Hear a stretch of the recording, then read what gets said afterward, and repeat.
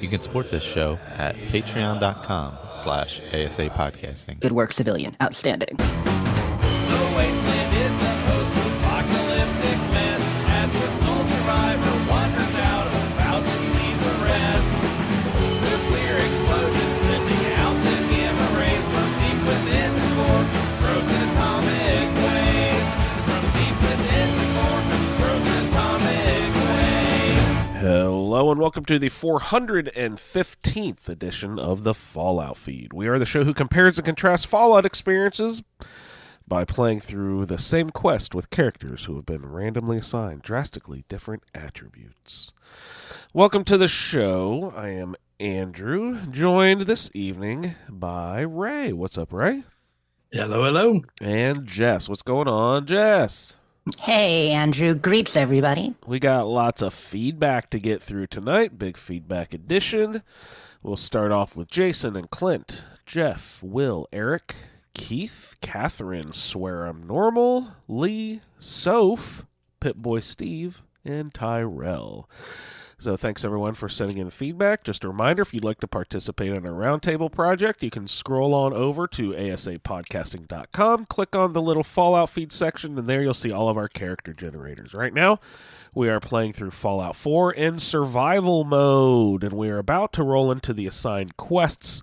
Starting next week, we'll head on over to Far Harbor. So if you're interested in hopping into the project, go ahead and email us your 5-minute feedback to thefalloutfeed@gmail.com. Also on the show tonight, if there's time, we've got a couple of games lined up and some iguana bits to get into. So let's go ahead and roll right into it because we've got lots of feedback to get to. And Jess, did you get a chance to play any Fallout this week?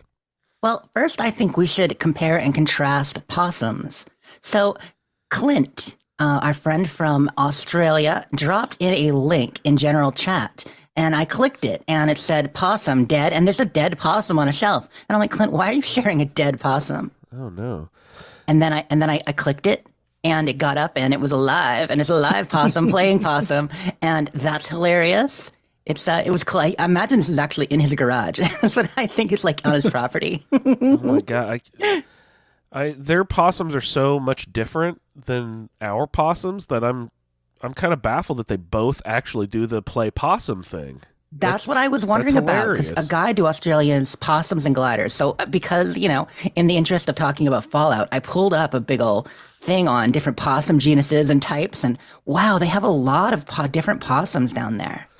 Yeah, they're chock full of marsupials down there in Australia. And I think the possum is our only marsupial in the United States, right? North America. Chock full of marsupials is the name of my 10,000 Maniacs cover band. Yeah, I love it. Got a ringtail possum, a brushtail possum, a squirrel glider.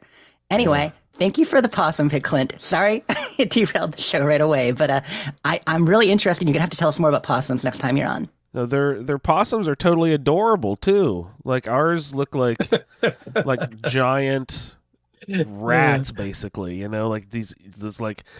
I will never understate the importance of possums in the United States. They are one of the best animals to have in your wooded areas, in your forest, in your deciduous forest hardwood areas.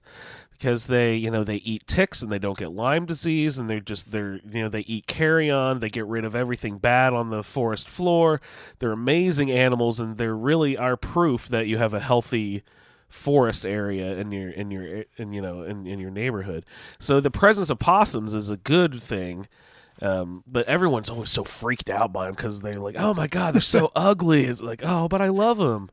I mean, they're cute, and then I slept past noon, and just my alarm went off, and I am so late, and, shrieking at you kind of way. When I had my cat trap set up to catch otter, I caught 2 raccoons and a possum. The raccoons were, like, freaking out, like, to get out of the cage. The possum was just like, hey, what's up?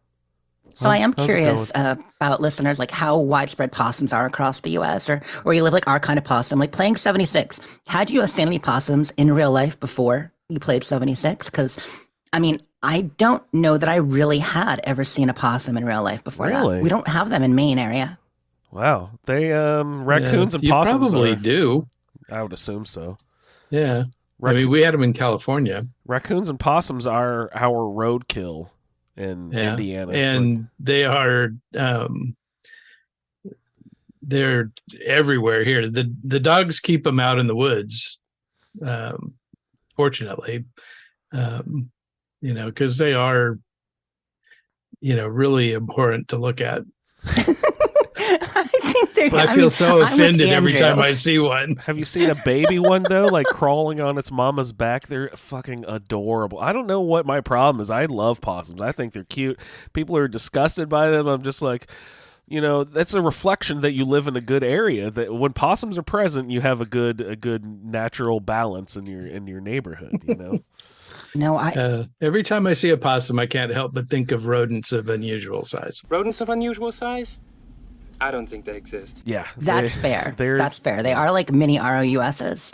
So I'm looking it up, and actually the Virginia opossum type does exist in Maine. So they are up there sometimes, but I do not recall ever having seen one. Yeah. Yeah. Usually the only way you have possums is when you see them, asleep on the road. Asleep. Yeah. Yeah. Those sometimes in a very depressed state. Yeah. Like tire depressed. Yeah. It's squished. One last possum story here real quick. Clint found a sleeping one. There's a reason for the origin of playing possum. My dad, when he was working on a farm as a teenager or whatever, found a dead possum in the yard and picked it up by the tail and tossed it onto the burning trash fire pile, because out in the country you can burn trash or whatever. And he said as soon as it hit the fire, it shrieked and stood up and turned and bolted away from the fire as fast as possible. I was like, yep, playing possum's a real thing. That is amazing. we've got all kinds of possum facts in here. People's real life experience with possums. A lot of stuff happening there. I'm enjoying this. I did not know. Randy says that they also do not get rabies. Yeah, they don't get diseases for some reason. They're awesome. They have adamantium skeletons and really disease-proof blood or something. They're crazy. Yeah, SwearImNormal has one that saunters up onto her porch and poops right in front of her door, apparently. Ew. Marking the territory, I guess. I never knew them to be aggressive about territory. That's hilarious, though. Maybe it doesn't like her cats. Making some porch improvements. Yeah, maybe doesn't like the cats. Oh, my goodness. Well, so possums in Fallout 76. I saw a few this week. Yeah, I was in 76 a few times playing. So I mentioned at, I think, the very end of last show that a couple of our friends were going to be fighting in the Gato cat fights. We were doing Xbox last weekend on Saturday. Man, what an event that was. It went really well. And I had a bunch of friends there. Sulior did get in the ring and fought my friend Kaiju Kittens, Jessica, in our Facebook group. Another Jessica. There are so many Jessicas who love Fallout. Have you ever noticed that? It's like when you own a car and you want to get a car and you're like, "Ooh, I love the way that car looks. No one has that car. It's really fancy." And then you get the car, has that car. And then everyone has that car. It's like punch buggies and Subarus. I hear you, but in my case, I've owned my name for a long, long time. And it's just like it was one of the most popular names in the world in like the 80s. And so there's just all these like 35 to 50-year-old women playing Fallout named Jessica. I just think it's great. Anyway, cheers to my Jessicas. So Kittens kicked Solior's butt. He won't mind me saying. He held his own. A couple matches were pretty close, but considering he volunteered to jump in and fight in the cat fights only 3 days before they went and tried to put a build together last minute, I think he did very well. But it was a really good time on Saturday. She's like super experienced and overly practiced, right? She's fought a couple times before. Yeah, it wasn't her first rodeo. So we did that. And then during the week, I was on mostly in 76 for streams because scorecation is like that. You got to make your game priorities when you're scorecationing. So I did the Saturday stream and then still feels good. Thanks for the reminder. On Tuesday, we did. So I've talked about our WTF show that I do with Charo Miami and a bunch of our friends over there on UWN. And we did a scavenger hunt this time, it was actually really fun. Hey, do you guys want to we're going to quickly do a miniature Scream at Your Phone. Okay. So our scavenger hunt was for eggs from all the creatures that create eggs. Oh, good Lord. So I'm going to go back and forth between you two, and you guys are going to tell me creatures in Fallout 76 that have eggs, and we'll see how many you can get. All right, I'll go first. Possum eggs. Possum? No, possum eggs. They leave it on Swirl's porch. As was pointed out to us during the stream, platypi are like the only mammals that lay eggs, I think. Yeah. Ray, how about you? Mirelurk. See, there we go. There's one. That's how you do it. Andrew, Mirelurk you got any more? eggs. See, there's a Mothman egg, I believe. Those Okay, little red Mothman egg. guys. Very good. Ray? Deathclaw. Yeah, there's Deathclaw egg. Yeah. Those ones are rough too. I did have to get them for the scavenger hunt, but I did the kind of poacher aspect where I followed a higher level character, let them kill the Deathclaw, then ran in and grabbed the egg from the nest. Okay, so we got that. Anything else, Andrew? That's the end of my list, I think. Let's see. Beaver eggs. Lots of beaver eggs out there. Let's see. Snallygaster eggs. No. That's disgusting. Can you imagine a snallygaster egg? I guess that would be cuter than a snallygaster, but there should be radroach eggs, but there's not. I don't know. Oh, that's wait. gross. Are there any more, Ray? Bug eggs or anything? Red toad. Red toad. Oh, yeah, perfect yeah, one. yeah, because they explode, right. So there are two more, and they actually surprised me. I did not remember some of these when I had to get them.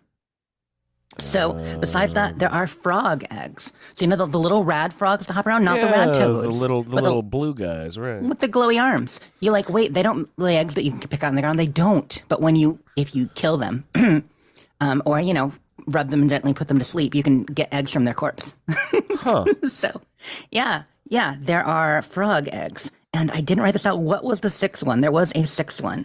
We've got Mirelurk, Mothman, Deathclaw, rad scorpion. Rad scorpion eggs. Yeah. So there were 6 animals that create eggs. We had to try to get eggs from all of them.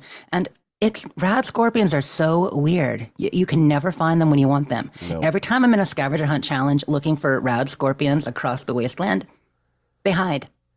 See, I would say the Twin Pine Cabins or whatever that place is called, but usually when Middle I'm looking for Cabins. rad scorpion, it's the bears or the honeybee shows up. Right? Yeah, and so that's what happened. I got honeybees on my server, and then going up north, of course, Toxic Valley is full of them. You got like a couple of farms up there. You got the kitty corner cabins, but they weren't spawning. I ended up finding them at the Beckwith Farm. Beckwith Farm is the farm kind of on the hill up from Big Fred's Barbecue near Top of the World. So I got them there.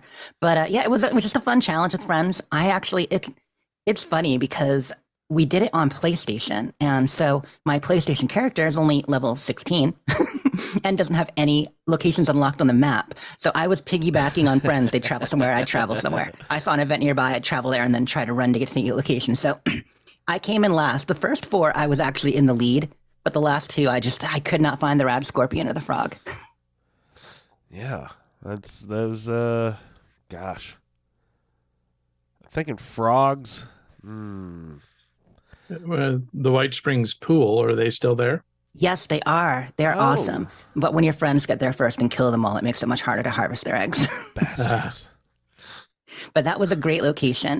The frogs were kind of the hardest, and the ones near the pool were the most reliable. I mean, there are a few places where they hop out in the grass and on the edge of the forest and stuff like that. A few of them, like people not sure about rad toads, where to find rad toads, but there are places for various ones. It wasn't that bad. But the Deathclaw, because there's only like 3 real spawns that are likely to have them. You've got the Deathclaw in Hopewell Cave. The Deathclaw Island. Yep, Deathclaw Island, and then the double Deathclaw over in the abandoned waste dump. Yeah, are the big ones. Yep, right. The waste dump. I mean, you've got Rose's Deathclaw and a few others that have area spawns, but they don't really seem to have nests there or eggs or anything. Doesn't seem very common. You see that one by that power substation down in the Cranberry Bog sometimes, too. That's a good one all the time. I don't think he has a nest or eggs, I don't but he's remember a nest. Definitely there. He always killed the ants. Remember when, like, one of the dailies was, like, kill 5 ants, and you're like, God damn you. that was one of the places I would check. But that the power substation in the ash heap just south of the west side of Big Bend Tunnel. Man, it's like we live in Appalachia or something.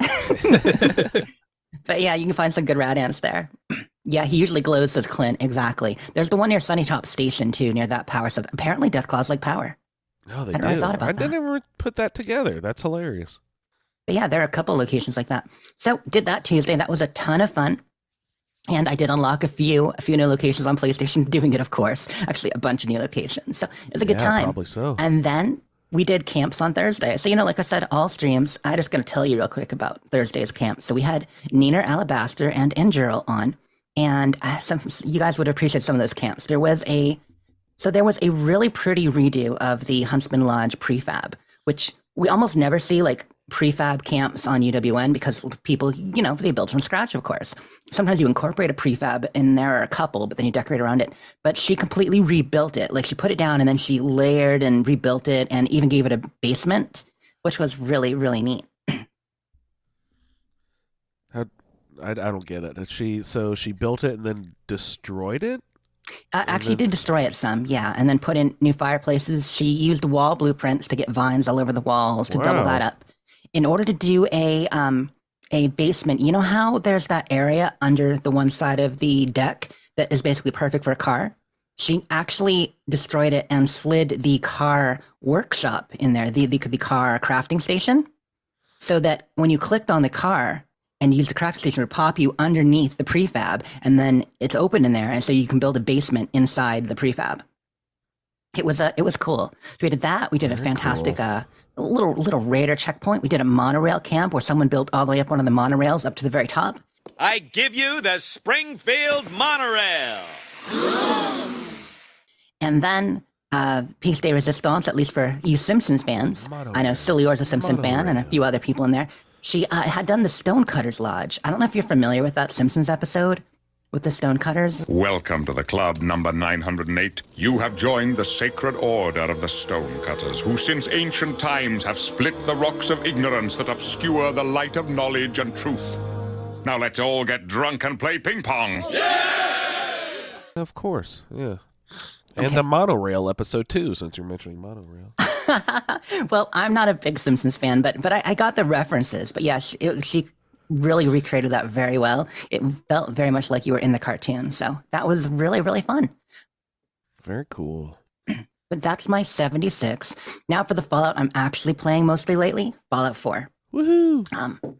I know. So I want to wrap up. So last week we talked about Vault 28 a bit, and Ray had finished it, and he and I discussed it. I'd only made it I finished the first level, and I'd just gotten into the second level and killed a lot of ghouls down there, and said, "Man, this is tough." But I hadn't really completely explored the second level or gotten further down. So a couple final thoughts for people on Vault 28, the Absent Ghoul quest mod, story mod that I had talked about. So first tip, save often. Uh-oh. It is danger. It is danger zone.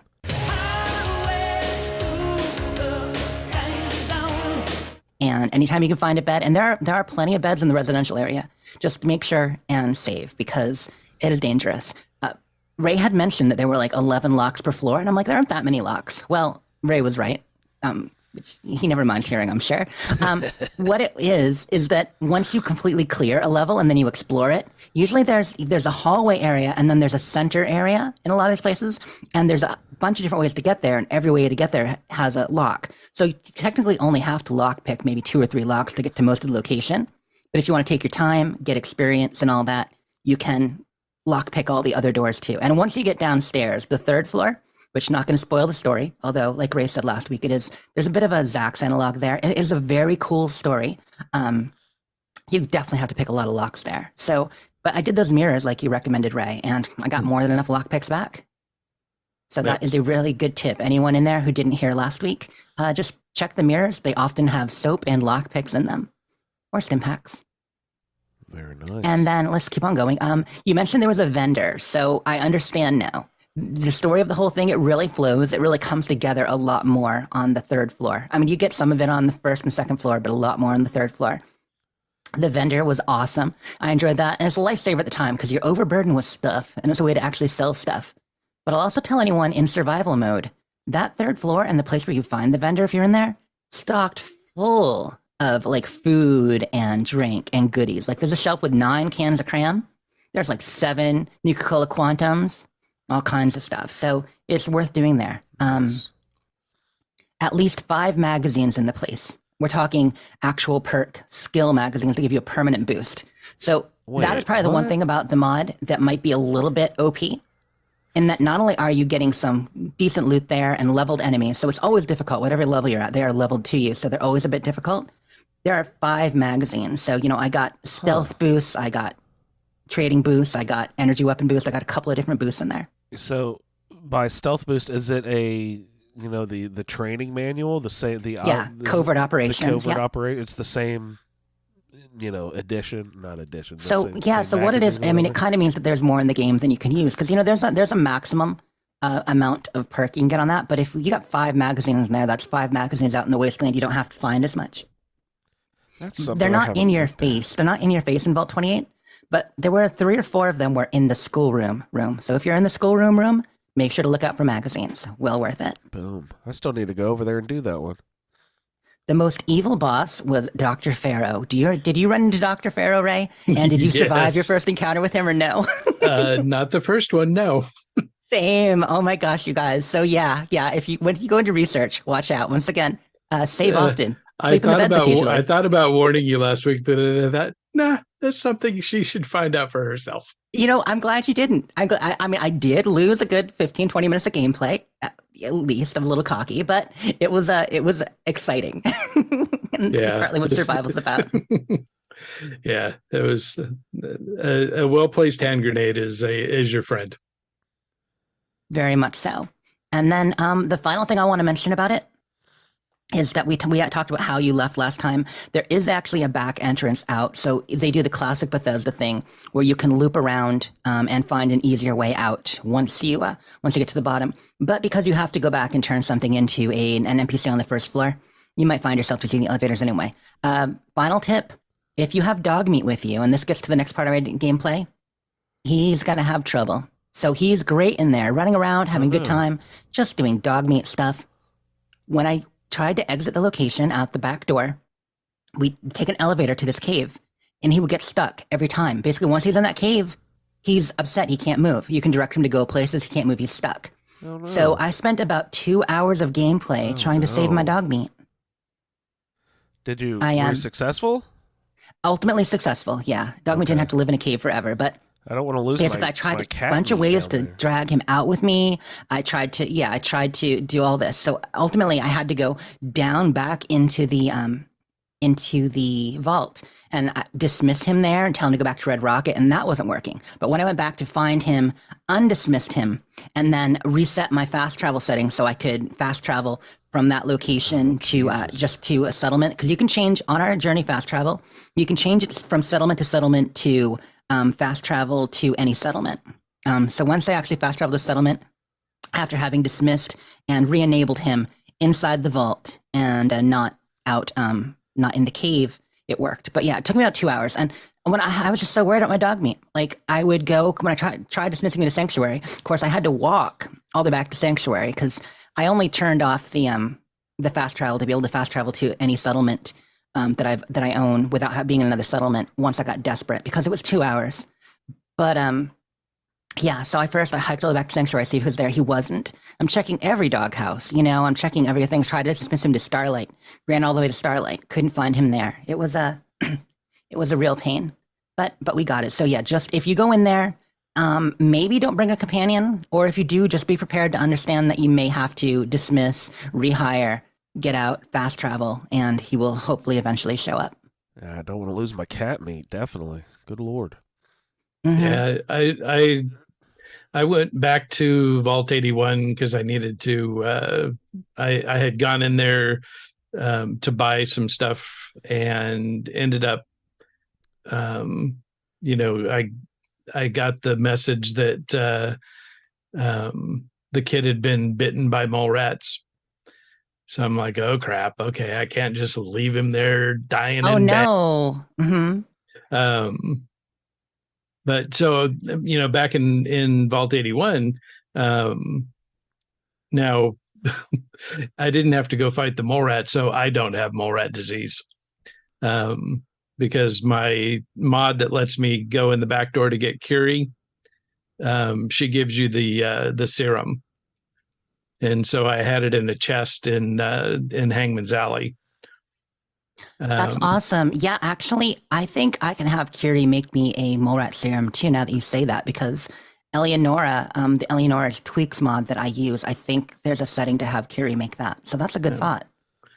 No way, that's great. But so I looked around for Curie again. I think I'm going to have to go back to Vault 28 and see if she's still laying in the bathroom. So it might be the same stuck. problem I had with dog meat, but with Curie. Yeah, Oh, she no. meant to go back to Vault 81, but couldn't find her way out. I think that could happen. I think the way the vault's set up, companions can get stuck. And maybe the ones on foot don't. And like I said, being able to fast travel. But I think it's a combination of Vault 28 plus survival mode, changing their behavior just enough that you can't do regular fast travel. So yeah, just be aware. Also, we have Vossel Sauce in chat mentioning she's done a complete 180 on possums. Not to bring it back to possums, but she said she used to hate them. Learn more about them, and they're so badass. Really cool creatures, eat bugs, rarely have rabies. Way better than raccoons. Yeah. Yeah, no, Yeah. definitely. Raccoons are evil. Raccoons Possums are bad. Possums are awesome. There are all kinds of, there's some great stuff in there. People talking about survival mode and stuff like that. I really appreciate the feedback. Speaking of feedback, we didn't hear from Archon this week on our list of people sending feedback, but he also was talking about Curie and the mole rat disease this week. And what happened to him? Oh yeah, he ran it. He managed to actually get through it, get to Curie and finish the quest line the normal way without ever contracting mole rat disease. Which I didn't think that was possible, but I Wow. guess maybe if you can get the green glowing mole rat is the one that gives it to you before they leave their area or see you.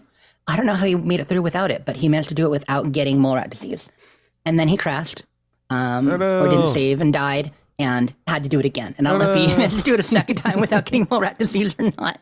But such is the fun of survival. And like I haven't gotten it yet this playthrough, but that's incurable, right? Once you get that mole rat disease, its negative effect is there forever unless you have It's the on you Curie forever. mod. And what is the Yep. negative effect? Is it like Minus 10 HP, which is not really a big deal because every time you level, you're building up your HP anyway. Yeah. So it's essentially just negating a little bit of your HP that you can always see that effect. still, But that's that all it does. sucks. Yeah. Well, what else are you getting into? I made it from about level 16 to 20 over the course of that mod and doing all that stuff. Wow, Once I got dog meat back and got back to adventuring again, I wandering the wasteland. So this was all after our show last week, but before stream. I went and checked on all my settlements. I managed to get up to where I could build supply lines. And I started doing all those. I have supply lines from Sanctuary to 10 Pines and to Starlight and to Abernathy. At the time, there was nobody at Starlight, so I started building up Starlight. And, I wasn't going to build, but I'm like, I'll make Starlight my hub until I get Oberlin, because Oberlin is my assigned settlement. So I wanted to, I need to get, in order to be able to fast travel from settlement to settlement, I need supply lines. So I was saying, well, in preparation of when I do get that, I'm going to set up Starlight to Oberlin. Well, I've turned Starlight into my trader hub, kind of like my little mini Bunker Hill. Nice. I just got building, I just started building. Kind of. And so I've got a nice little, I've built a diner and we've got a bunkhouse and we've got a little vendor area. I don't have enough I need one more local leader to actually build vendors, but I set up their whole area already and a barn and Brahmin, and it's a really cool little trade center. So that is awesome. Great. That's And cool. then when I played on stream on Wednesday, I won't go over all of it, but I did go down.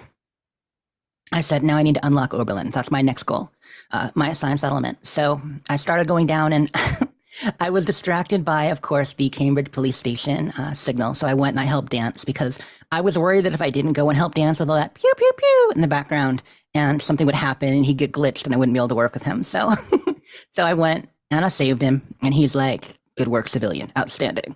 And said, meet him in the police station. I'm just leaving there. He's going to cool his heels for a bit, but once he's in the police station, he should be okay. Then going down to Backstreet Boys, Backstreet Apparel. There is that bridge. So you know how there's the bridge between Cambridge and Boston? And this is my first time finally going into the city. Because I had, I'd been Vault 81 and the east side of the city and the south side of the city, but never actually in downtown, like Boston area, or even the Back Bay. So I decided to try to take out those raiders on that boat. They are way harder than I remembered, you guys, in survival. They've got an attack dog. They've got a guy in power armor, a couple of other raiders there, legendary raider, and I died like 4 times trying to take them out. So the 5th time, I decided sneakering was the better part of valor. Yeah, from where you were at, sniping is really difficult because they've got a lot of cover, you don't. But yeah, I was like, no, Jess, no, don't do it. Oh crap, that's right, I'm watching a recording. That's great. You watched back, but yeah, I mean, I almost had him twice. You saw how close I was. Oh, but yeah. whatever high-powered rifle he has, it was like 3 hits in quick succession. He would take me from, at least 70% health still down to 0, no problem. So that was really frustrating. And the ones that popped up in the window of the. That guy was hilarious. It was like what was that old show where people popped out of the walls, like Hee Haw or something, to tell a joke? He just like popped out of the wall. He's like, "Hey there, partner! Shoot, shoot, shoot!" It was pretty funny. But yeah, so I thought that the whole stream was going to go that way, and I was going to suck at fighting all night. But no, it was fine after that. It was all good. I went to Backstreet and cleaned them all out. Took care of Clutch really quickly. I did use my grenades there a little bit. That helped. So free to Oberlin. And then from there, it's like, well, why don't I just explore the Back Bay a bit? So I explored the Back Bay. I went to Diamond City instead of straight to Oberlin and did that whole scenario. Met Piper outside, did all that, got in. I do have to say, a quick word of warning on mods. So I think I mentioned before that I'm running a really cool Diamond City mod that I like called Fem Shepping's Diamond City. It's just Fem Shepping. She's a modder. She mostly does clothing and some other stuff, but she did a redo of Diamond City that is really pretty, and I had tested it pretty heavily. This time coming in from the outside, I noticed that sometimes you get chugging on the east side of Diamond City anyway. At least, I mean, I don't know if you do on PC, but on console, you kind of always do when you go past the guards and the super mutant area and stuff like that. But it was way worse than I would have expected, because she has built up a lot on the outside of Diamond City, not just inside. And then inside there were some slowdowns too, but it's really pretty. So if you're on PC or have a Series X, I still recommend that mod as something pretty awesome. But I could tell it was slowing down my system. Note, this is what we call foreshadowing. But I got in there and I went and picked up all the quests, met the people. Diamond City is so much fun. You forget what a quest hub it is, meeting everybody. So I went in and I gathered quests from Abbott, from Piper, from Mo Cronin, our buddy Mo. All of them, the only people I didn't visit were the Bobrov brothers, pretty much. I didn't get their quest, and it's too early to get some of the other ones from like the upper stand, starting Diamond City Blues and all that. Didn't start that. But got in there and did my interview with Piper. That was fun. Went back to Oberlin, turned it in, unlocked it, started building up there, and then we had some people come in on a raid. So I kept playing, and I finished out the quest. I did the Mo Cronin baseball. Someone had mentioned in their feedback that they only found 2 Mirelurks down in the area where you get the the signed baseball, the signed mitt, and all that a couple weeks ago. I had, I believe, 5 Mirelurks and a bunch of hatchlings, so it was more normal for me. But it wasn't that bad. I was able to take them out pretty easily. So that quest is not as hard as I thought it was. And then Hardware Town was fun because when you know what you're doing with Hardware Town, you can approach it from all kinds of ways. You know what I mean? You play into it. You can come from the side. You can go down underneath and get them from the back. So I did a thing where I decided I'd let her trick me in the front because that would be fun. But then I cat and moused them, let some come out, killed them, and then went down into the basement and came around back and took the rest of them out from behind. Got my green paint. So where I'm at in the game right now, I have turned those in. I've painted the wall with Abbott. I've got my station. I've got all that. I'm level 25 and feeling good. Yeah, but dude. Here's the addendum to wrap up my feedback because I know we have a lot more to get into. So I did all this on my Series X for stream. And you remember that when I was setting it up and I'm talking about for parity's sake, okay, I'm doing all this with mods and I'm kind of heavily modded, but let's see how it goes on Series X. And I replicated my mod list, all 116 of them now in order on the Series S. And it was working fine. And I've been jumping between the two pretty regularly. When I'm on stream, I'm on the X. When I'm not, I've been on the S downstairs. It's been working. I tried yesterday. I'm like, okay, I've got to get myself to either find the railroad or rescue Nick. You know what I mean? I want to get that far because we're going to start heading to Far Harbor next week. So, I've locked in my romance. I've locked in my settlement. I need to lock in my faction and my follower and get that all set. But loading in on the Series S, I would get in there. I would read my paper from Piper. I would walk like 4 feet in Diamond City where I saved it. Lock up. Solid lock up, sound, couldn't move. I tried this like 4 times, okay? Because I saved in front of public occurrences. But if I try walking anywhere towards the center of Diamond City, where it's got to load all the rest of the cells for Diamond City and the NPCs moving and stuff like that, it would completely lock. Oh, no. So then I tried going into public occurrences. I could get in there, okay, talk to Piper, but exiting public occurrences, and I made a save in there too because I slept in the bed. Boom, it locks. So I am currently on the Series S, stuck in Diamond City. I did try disabling that mod, and I'm like, okay, let me disable my Diamond City mod, the fem shipping one. It is just maybe too much for the Series S to handle. That did allow Diamond City to load. I was able to load in with that mod disabled, even though I got, a little yelling at me like, this has dependencies that you have not loaded. The second I tried to exit Diamond City, it locked again, even going out the front door. I'm like, I'm just going to slink away. Let me get out of here. It locked again. So I need to figure out what the best way to do this is. I think I'm going to leave Diamond City. I'll just load it on the Series X, and I'll leave Diamond City, get to an interior cell away from it, remove the mod, and hopefully everything will work fine. But it may be that on the Series S, that some things around Diamond City, when I have that many mods, especially, because it is a bit much for the S. I knew it was. We'll see if I can play that way. I may just have to avoid Diamond City on the Series S.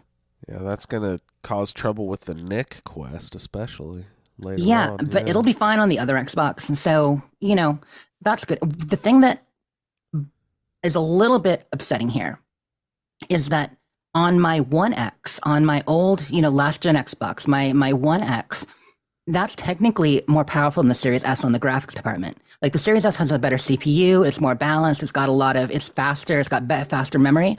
But the One X has more RAM, it has more graphics memory, it has a much more powerful graphics card.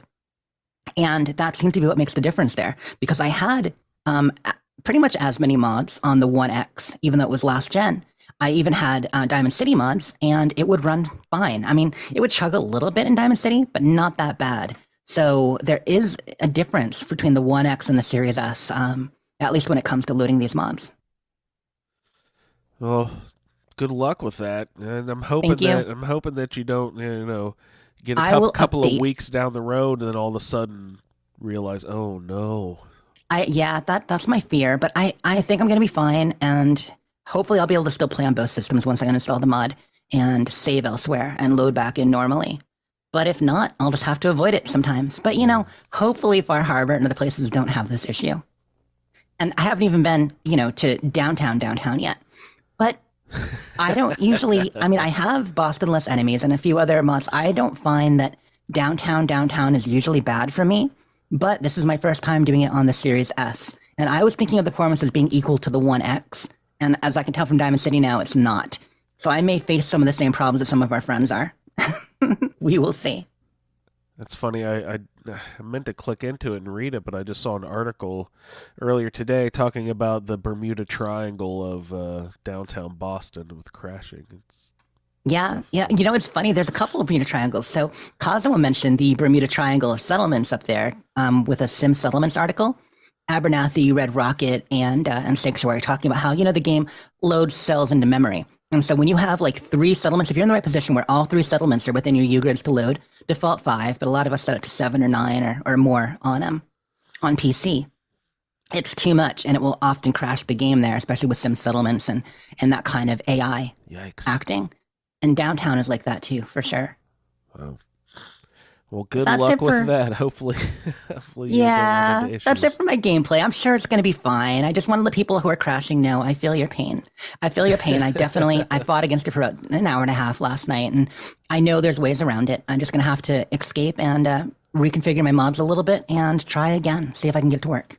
Well, golly, you're doing a good job of doing the hard sell for anyone wanting to test out some mods. You want to lose your dog and have to reload for 2 hours, and you want to crash the fuck out in Abernathy Farm, then load all these mods. Yeah, I've got, at this point, everybody's pretty far into their saves. People have more time than others. Yeah. I'm at probably about 40 hours into my survival playthrough so far on the hours played part of the save. So if I've used about 3 of those fighting mods, that's not too bad. That's less than 10%. Yeah. Cool. All right, Jess, thanks for your gameplay there. How about you, Ray? What you been getting into, sir? A little this and a little that. I did the Skyrimatic podcast this week with Michael and Victor. So I had a good time with that. I'm so we had kind of split up the different worship mods, so each of us would take a different one, with a different deity. But I was kind of cruising along and thought, you know what, I'm going to try doing a parallel playthrough. So I've got the same character, built exactly the same way, taking the same perks and everything, but with two different worship mods. And so I've been playing through that. We talked about that on the show. Kind of waiting on things to happen in No Man's Sky. And so got sucked into a lot of the YouTubers are playing a fugitive challenge. So played some of that. What's that mean? It's pretty excruciating. So there's all kinds of restrictions. So the goal is to get to the center of the galaxy. But you can't use your starter ship. You can't visit any regular buildings or facilities, and you can't go into any space stations unless they're in a pirate system and you have a solar ship, and you can't go into the space anomaly. And so, isn't that how you save though? No, you save by getting in and out of your ship. You save by getting in and out of a ship. Right. Or there's also autosave now. So the game saves automatically, on a regular interval. But it was it was very tedious. It's not undoable, but it's just not nearly as fun. Yeah, so you don't get to I'm glad stop that's anywhere, done. it sounds like. Like you can't go here, you can't go inside there, you can't go in any of the stuff. Yeah. So then other than that, it's been mostly just kind of trying to continue to advance my character in Fallout 4. Mm-hmm. I did manage to squeeze in a little stream time last night. Yeah. And, had fun with that. I started to do the Cannibal of Concord. But, one, it's a very dark place. And with the mods I'm running, everything that's dark is really dark. Dark on top of dark. It definitely is, from what I've seen, yes. And then the space itself is very dark. There's, aside from decapitated bodies and dead bodies, there's, a body burnt to a crisp, and, you've got to go rummaging around, moving corpses so that you can get to things underneath them. And I thought that this is not going to make good stream material. So I went ahead and left the space and went and did some other stuff. So went around and jumped into the different sim settlements that I have going on. So people could see how those are getting laid out. I got over to Egret Tours and got a red rad storm.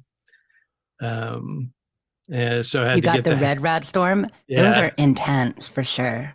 So I had to get the heck out of there pretty quick. And you couldn't see anything anyway because it was all red. It looked really cool.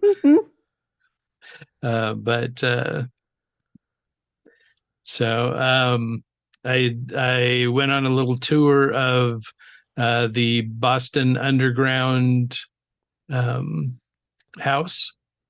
So it's a mod that you can build a vault. I was wondering in what one that of your was. settlements. In your settlement. Cool. Yeah. And so you build a little elevator in the settlement, and then you can go down, and it's a full vault underneath with all your workshop stuff, a bed, a little auto dock, and 2 kitties. Oh, That's kitties. great. Yep. Was that the Sounds like place? Was that the place where you had your my first? Yeah. My what is it? Infirmary. Infirmary, right, from Fallout 3. Yeah. So, and then we ran around, did a little bit of fighting, a little bit of swimming. Went and visited George. I was like, wait, is there? I thought there was like a note somewhere or something indicating that his name was actually George. You kept referring to him as George. I'm like, did I miss something? It's a glowing ghoul on a raft. Like, how did it get George? Yeah, he's my little Charles River lighthouse. He's I say hi every time I swim by, which is a lot because that's just really a very busy place. It's right near where I get out to go to the railroad and swim back to Hangman's Alley. And I still haven't taken Aqua Girl, level 25 now. You guys and your waterways. We're seeing 2 different views of the Commonwealth. You're playing a different game. You definitely are. Yeah, we are. I had to get to Good Neighbor because I had done the library. And so I needed the XP that Daisy gives you. Plus she has the other destroyer leg, the faster movement speed. Ooh, Right. yeah, Yes. So it's not as easy to get to Good Neighbor from the water. Because you have to go through super mutants and raiders, and so it was a little gnarly. I'd been to the area because I went to the Mass Fusion building to get the strength bobblehead, and so I was right there, but I just hadn't gone into Good Neighbor. Yeah, it's funny how close those proximity of those doors are. Like if you're not looking for it, but if it's snake, it would bite you when you're there. I didn't the first time I didn't see it either. The first time I was at Good Neighbor, not this playthrough, but previously. Right. Yeah. So, had a good time. It was fun. Sweet. What level are you up to at this point? I think I'm like 27, 28, Okay. something like that. So I've gotten to 5 of my assigned perks. So I think I'll probably ignore lockpick, which I would need 2 levels of perception plus the bobblehead. So I would just as soon not do that because, I don't want to disturb the group in the museum. They're so comfy and cozy right now. And then also the other one is inspirational. And so since if I was really going to do anything, I would just use those levels to get Lone Wanderer, because I definitely miss Lone Wanderer. So I've got 180 carry weight. Oh, so you're getting up there, and that's without any Lone Wanderer? Or do you have 1 level? No, none. That's interesting. We knew your build was going to be tougher. Like you're level 27 and don't quite have it yet. I'm level 25 and I got my build like probably about 22. Yeah.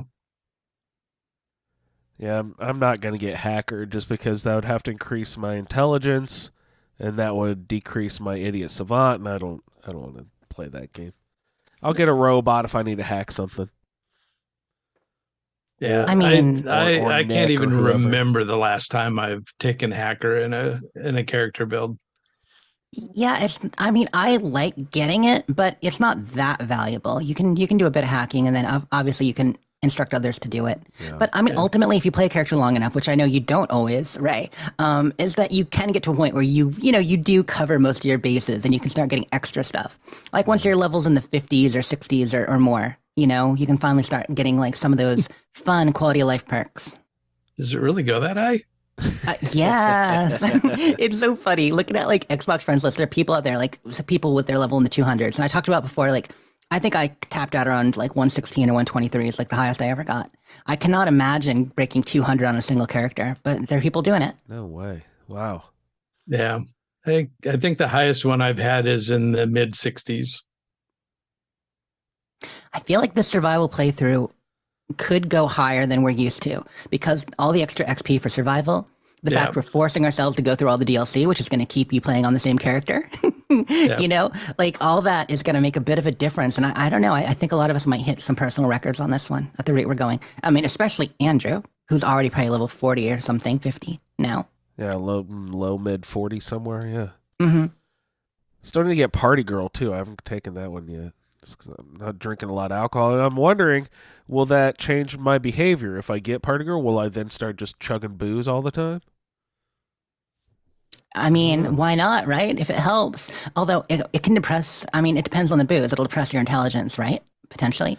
Will that proc He's Idiot okay Savant with that. more? Yeah. Will that actually, if you get negative intelligence, will that make your probability of I Idiot bet it Savant doesn't even flip higher? around. It would Huh. be funny. I was telling a quick anecdote. I was telling Solior about the history of Gandhi and civilization and how Gandhi is the biggest warmonger in the Civilization series. Have I talked to you guys about this before? No. A fun bit of role-playing trivia. If you ever play Civilization, you will find that Gandhi, he acts all nice to your face, but he is constantly threatening war, taking your towns. He will go right to the brink of nuclear war on you. He is the biggest warmonger in all of Civilization. You're like, wait, Gandhi? That makes no sense. Yeah. It's because in the original Civilization with the programming, they made him the most peaceful. But there are ways you get negative modifiers. And so Gandhi would constantly flip to -1, which triggered him to be at the highest possible level of aggression. And so in the original Civilization, Gandhi was always like by halfway through the game, like just mauling people. Well, in certain scenarios, mauling people. And they thought it was so funny. It became kind of just a factor of him in the games. That's hilarious. I was going to ask if it was made by like bitter British kingdom people. Maybe that too, but no, he was intended to be peaceful and then just, oh man. It's so funny because I see his face in Civilization. I immediately, like, my hackles come up. I, like, see Gandhi. I'm like, oh no, we're in trouble. Like, not what you expect. He's going to bomb us. Watch out. Was there anything else there, Ray? That was about it. Sounds good. I got a little bit of gameplay right before we hop into our feedback. I was doing a little bit of research because I was like, okay, I've got all these settlements set up, and now I've got lots of robots out doing all the purveyor, the routes, and now I've got, if they don't have humans at the settlement, I'm installing a robot to work at the scavenger bench, the scavenger station. So I was like, I'm going to actually just like Google and look up the little article here and see, steeple my fingers. I'm so rich with junk. Let's see how much junk I'm actually getting from these scavenger stations. And oh my God, you guys, if you didn't see my post, each settler in your settlement collects one random piece of junk per day, which ends up in the if they're workbench. unemployed settlers. If they're working at the scavenger station, it's, wait for it, drum roll please, a whole fucking 2 pieces of random junk. I'm like, are you fucking kidding me? That's it? That's all double. these fucking people are doing? Yeah, that's double almost of nothing. So double of nothing is still pretty much nothing. So like I had this idea that I was going to be like king of the junk, like have all the stations set up and just be like, oh, I'll be able to build whatever I want whenever I want. And after a couple of times going to try to build a robot for a purveyor station. Like, why can't I build it? That's weird. I should have enough junk to do that. I'm like, okay, let's wait. Let's go out and collect more junk, come back. Oh, now I can build it. I was sort of wondering, like, why can I not just build whatever I want whenever I want? I should be able to. And then that's caused me to look into just 2 pieces of junk per scavenger station. That's ridiculous. That's so little. I'm so underwhelmed. I'm going to appeal to you emotionally and logically. So emotionally first, because I think it's still incredibly worth it. Okay. Emotionally, if you recall, do you remember when you were trying to make that mod last week? You couldn't, you were worried, and then you saw that provisioner coming through, you got the rubber you needed, and you made it. There is a benefit to having all your scrappers working hard. It might be, only twice as much, but twice as much is something. Also, mathematically, it bears out. Say you have, we'll just do 10 because it's a round number, okay? So if you have 10 settlements with a scrapper at each one, okay, so now if those 10 settlers were unemployed, you'd be getting 10 junk a day. Now that they're all employed at the scrap bench, you're getting 20 junk a day. When we talk about junk, we're not talking components. They're not getting one piece of steel, one piece of cork. They're getting one junk item a day. Yeah, junk items can have like 2 steel and a screw. It might be a microscope. You might get like 4 or 5 components in there. Yeah.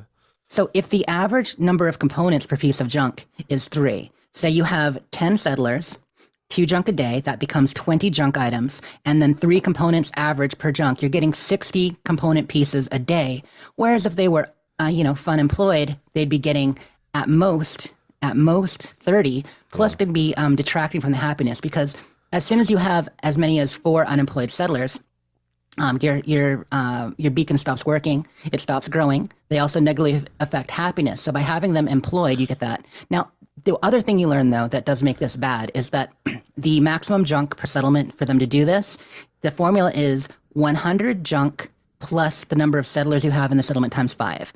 So if you've got a settlement with 10 settlers, times 5, that's 50. So your maximum junk that you'd have in the bench for them to keep collecting is 150 pieces of junk. And then they'll stop. Right, and then they'll stop. So what you have to do is periodically go through your settlements, grab a lot of the junk, and move it maybe to a central location so they all keep mining junk for you. Or, building a lot and depleting it. You're differentiating between junk and components. Mm-hmm. This 100, and you said 50, but the 100 junk items limit, if you take every junk piece from the workbench, drop it, go into build mode, and scrap all that stuff, do the components count against that junk? Yeah, they'd count limit? worse. Okay. You want solid junk in your bench because it's 150. It includes components in that. So if you have like 80 steel and 30 junk items, that's 110 right there. See, that sucks. So unscrapped is better than scrapped. Mm-hmm. That's the worst, man. I wish I hadn't looked that shit up. It's a brand new system in Fallout 4. They were still working it out. Like I said, I still think the numbers make it worth it. But ignorance is bliss in this case. You don't want to scale it up too much. Yeah. So just get sim settlers too, or sim settlements too, and they'll do everything for you. They do everything. I went to build something and I needed wood.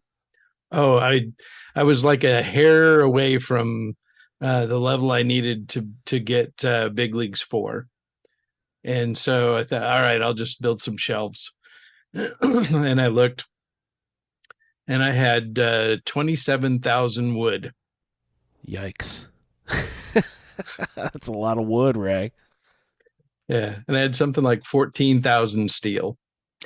I mean, if you end up getting there, it doesn't really matter anyway, right? People are unemployed. They don't need to be generating anything. They just need to, be happy enough to have a job. That's great. That doesn't count. And in sim settlements, they all do have jobs. So very cool. Yeah. That might be the way to go. You have to keep them happy, because unemployed people aren't happy. Another thing I wanted to do was go down and open up the, I'm gonna forget the name again, the Somerville Place, down at the edge of the glowing sea. There's a guy and a couple of kids who have a little farm there. Wanted to go open that one up, and that's one of the lower reaches I'd already done earlier. I got Warwick, and I haven't gotten the castle yet because I haven't progressed the story that far. I haven't done Spectacle Island yet. So, I'm starting to get to the settlements that are on the outskirts. So I wanted to go down to the glowing sea, get the Somerville Place. And on the way down, I was swimming down the river there, as one does with Aqua Girl. I noticed the radio station there off to the side. I was like, oh, I'll pop out and get the Rex quest and start that up, and maybe I'll go get Strong, recruit him, send him back to a settlement, maybe make him a purveyor somewhere, start that whole thing. After I get all the Rex stuff done and go downtown and come back, and I'll recruit Ann, because if I remember right, she's one of those like level 4 vendors or some special vendor something or other.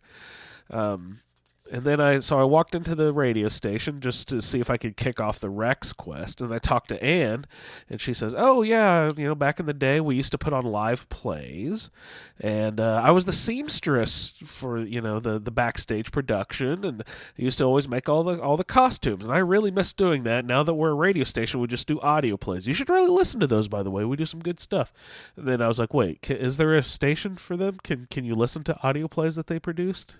I didn't actually look in the Pip-Boy. You mean for the actual WRVR stuff? Yeah, can you actually listen to their audio plays that she's talking about?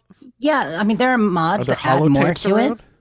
But I'm pretty sure if you're in proximity, there is a broadcast, isn't there? Is there? I Like don't if you're know. in close proximity, is there one? I didn't Now actually I'm check. not remembering because I've mostly done it when I've had a related mod. Or maybe there's holotapes laying around the place, but everything in there is marked steel immediately, so you can't pick anything up in there. Anyway, I'll look into it if I go back. But I was talking to Ann, and then I noticed, oh wait, there's an option here that says, "Oh, would you like to come work for me?" And I was like, for some reason I thought that you had to go downtown, rescue Rex, get all the way back, and come, get strong and all that, come back, and then you could get Ann. But it turns out you can immediately recruit her. You just have to ask her about, her former employment as a seamstress, and then you can recruit her back to your settlement. Now, fill me in. What does that actually mean, that she is a level blah, blah, blah vendor? Or whatever. What benefit does that provide at your settlement? What can she do? So there's a whole list of the special vendors that you can get. There are some that we all know, like the Vault Dweller Girl, the Vault Tech Salesman, a bunch of others. There's the armor guy that you can recruit who wanders around. Was he an ex-paladin for the Brotherhood, maybe? I have no clue about that one. So I would have to pull up the list to remember them all. But essentially what it is a tier 4 vendor that some of them have a couple of specialties, some of them have just one specialty, and you assign them to that station and it unlocks a couple of special items. Really? Because I built a clothing... Do you have to, get the level 2 caps collector and then build the clothing emporium? Because I just built a little clothing stand and I looked at her inventory and it didn't really have anything special. Do you have to get the leveled up version of it? You need to assign them to level 3. Yeah. Right. So you can build a level 3, you assign them to the level 3, and that makes it a level 4. Oh, okay. So I see. Anne is clothing. The Vault Girl is, what's her name? Riley, I think. You run into her at Lukowski's Cannery for a stop quite often. Argue with him. Do you remember that? Smiling Larry is the weapons guy. The Scribe, that's the armor. The Scribe, and I think he used to work for the Brotherhood. I'm not sure if he's just called the Scribe, but he's an awesome armor vendor. There's a bunch of them.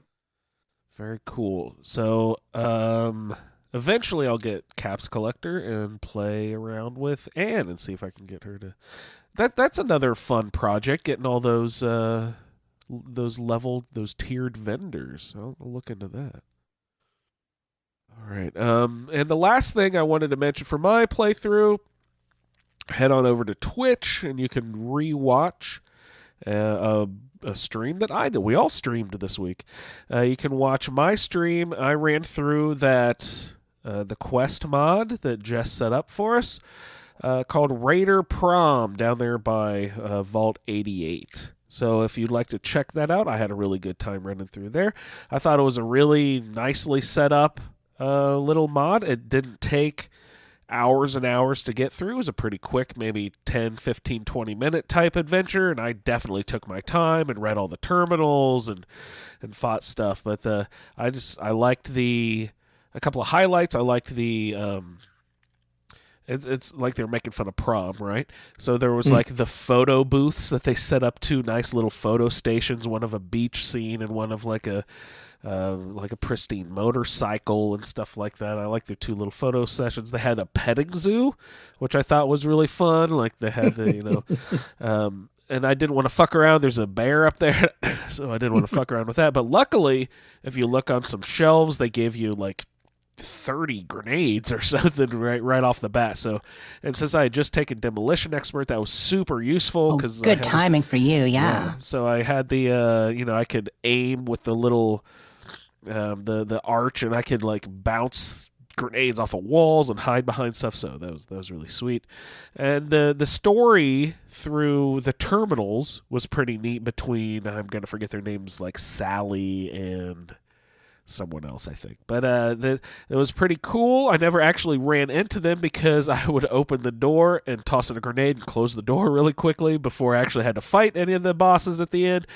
But I think Sally, or whoever the lady was, had a set of power armor on, and then the other guy was in a tuxedo. But I never actually fought them face to face. I just kept tossing in grenades and hiding and stuff. So, but I thought it was a really well done mod. They have a dressing room where you can borrow fancy clothes if you need some nice looking clothing for your prom session. But that's awesome. I caught some of your play.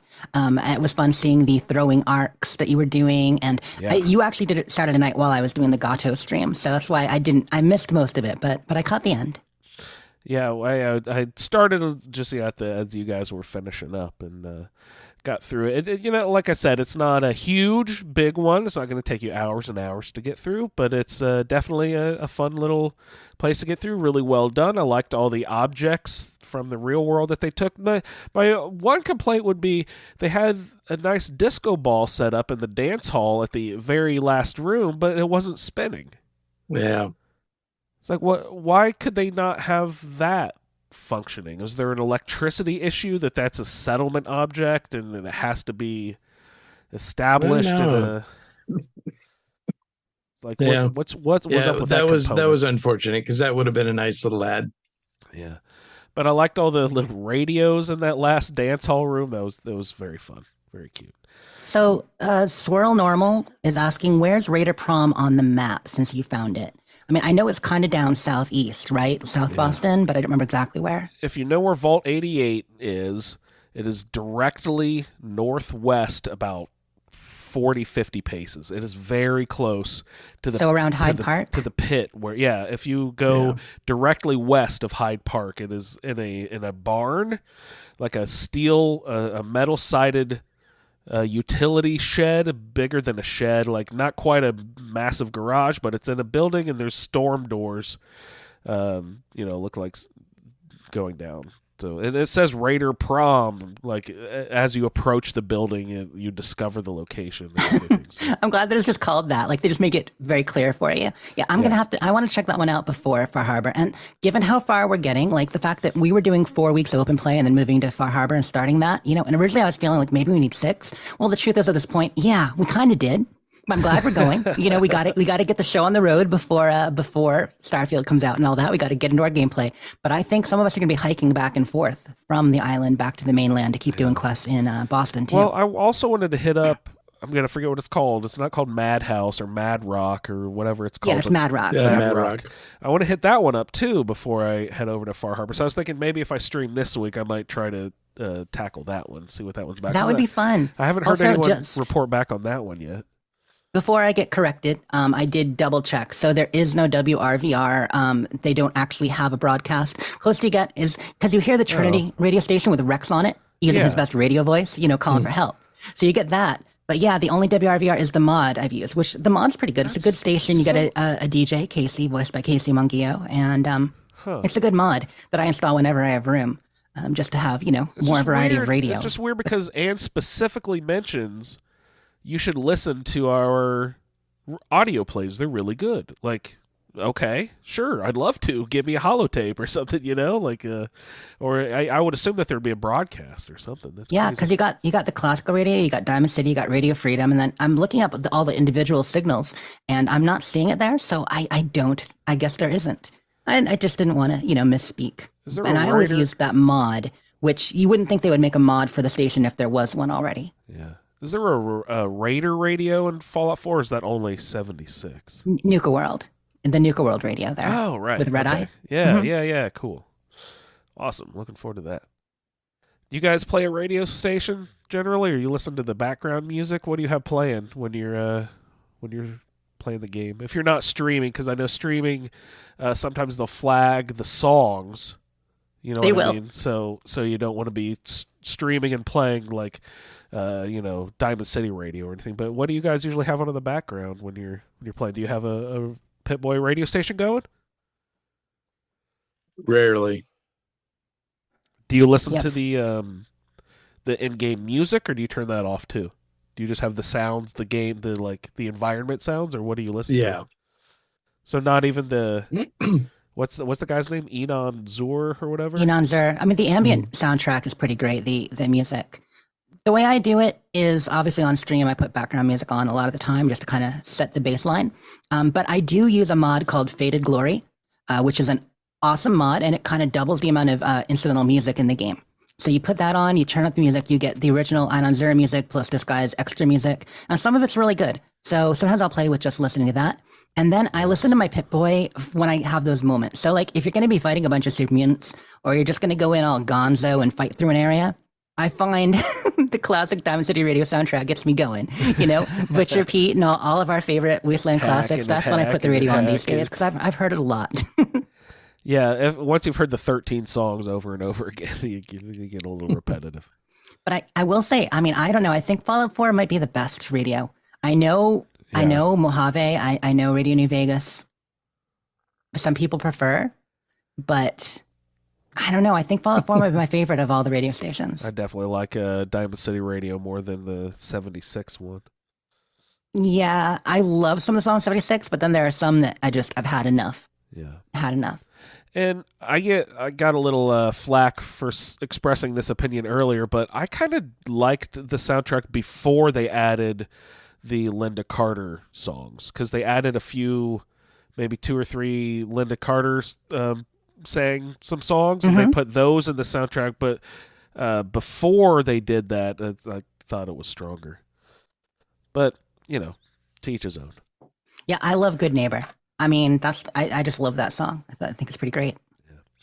All right, guys, we got a lot of feedback to get through, so we'll go ahead and start spinning these. So let's take a step back and listen to you guys for a minute. We dance in the air, we make feedback. All right, let's check in with the Green Dragon.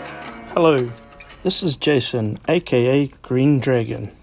Let's continue the chronicles of Debbie Graber. December 24, 2287. Today is what the pre-war people called Xmas. I don't know what it was all about, but they would give each other gifts. So, happy Xmas to me.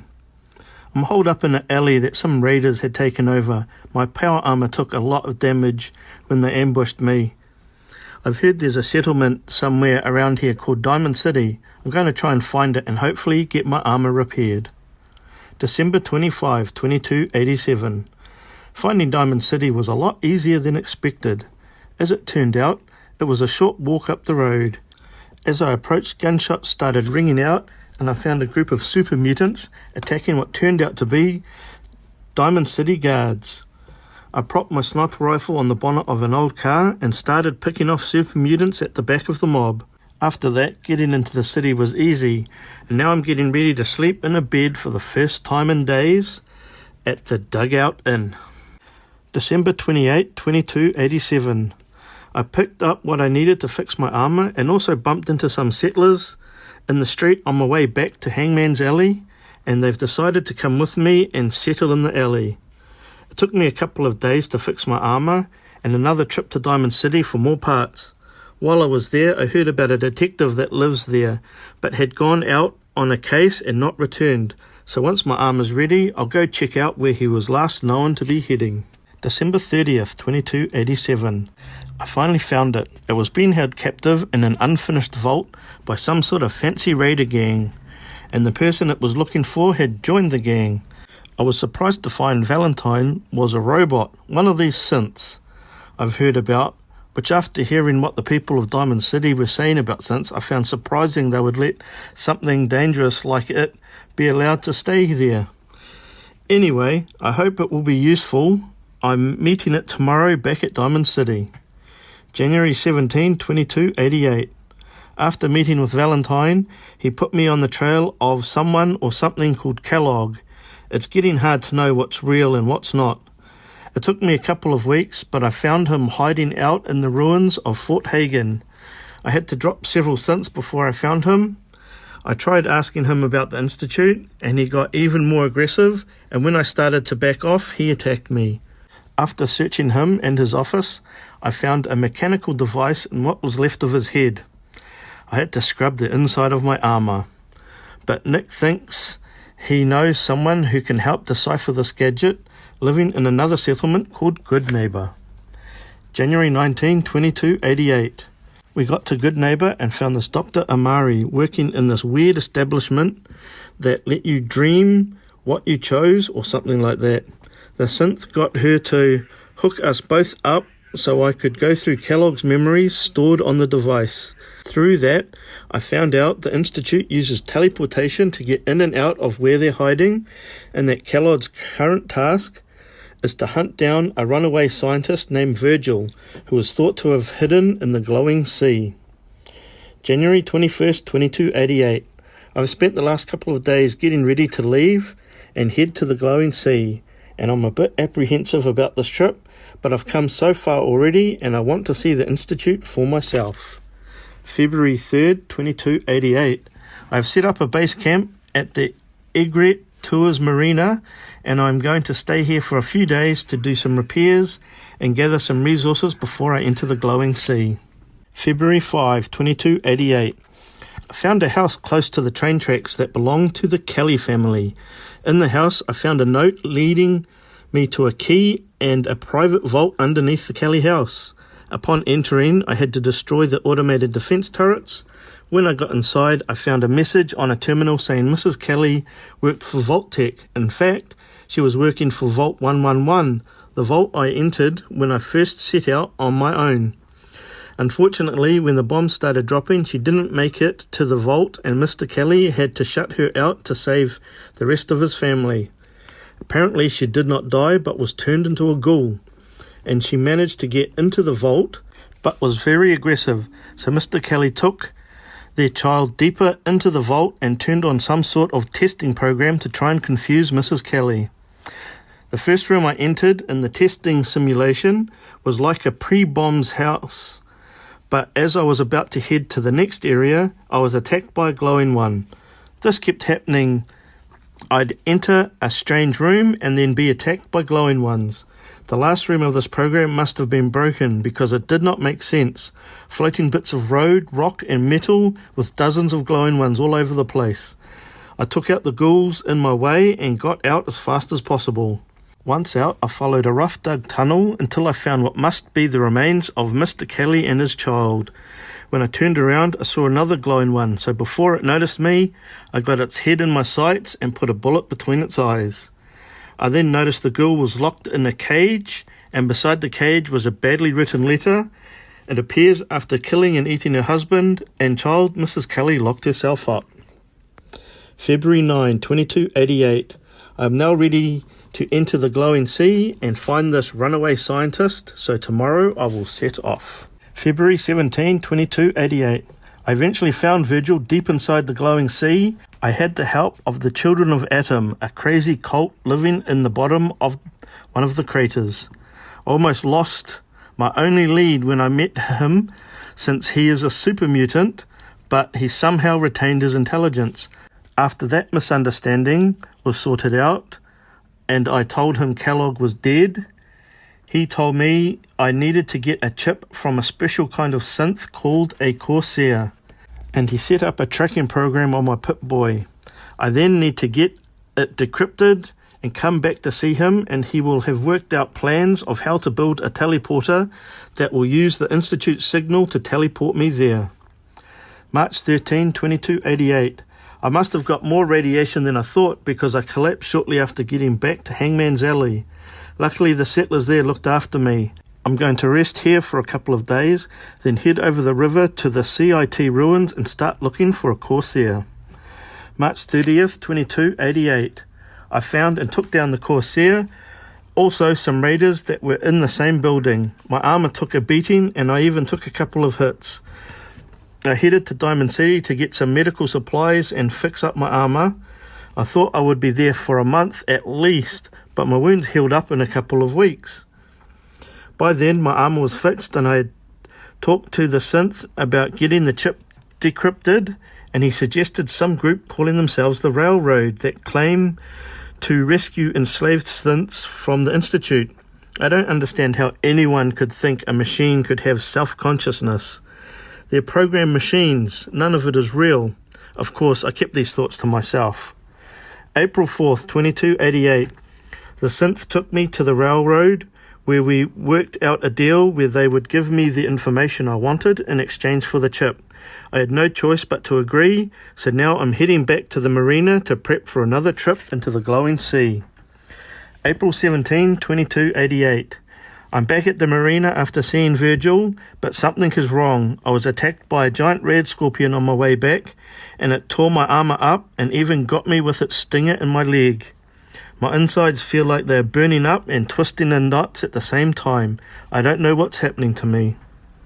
June 6, 2288. I woke up this morning starving and so thirsty. After having something to eat and drinking a gallon of water, I looked myself over and there's no sign of where the scorpion stung me.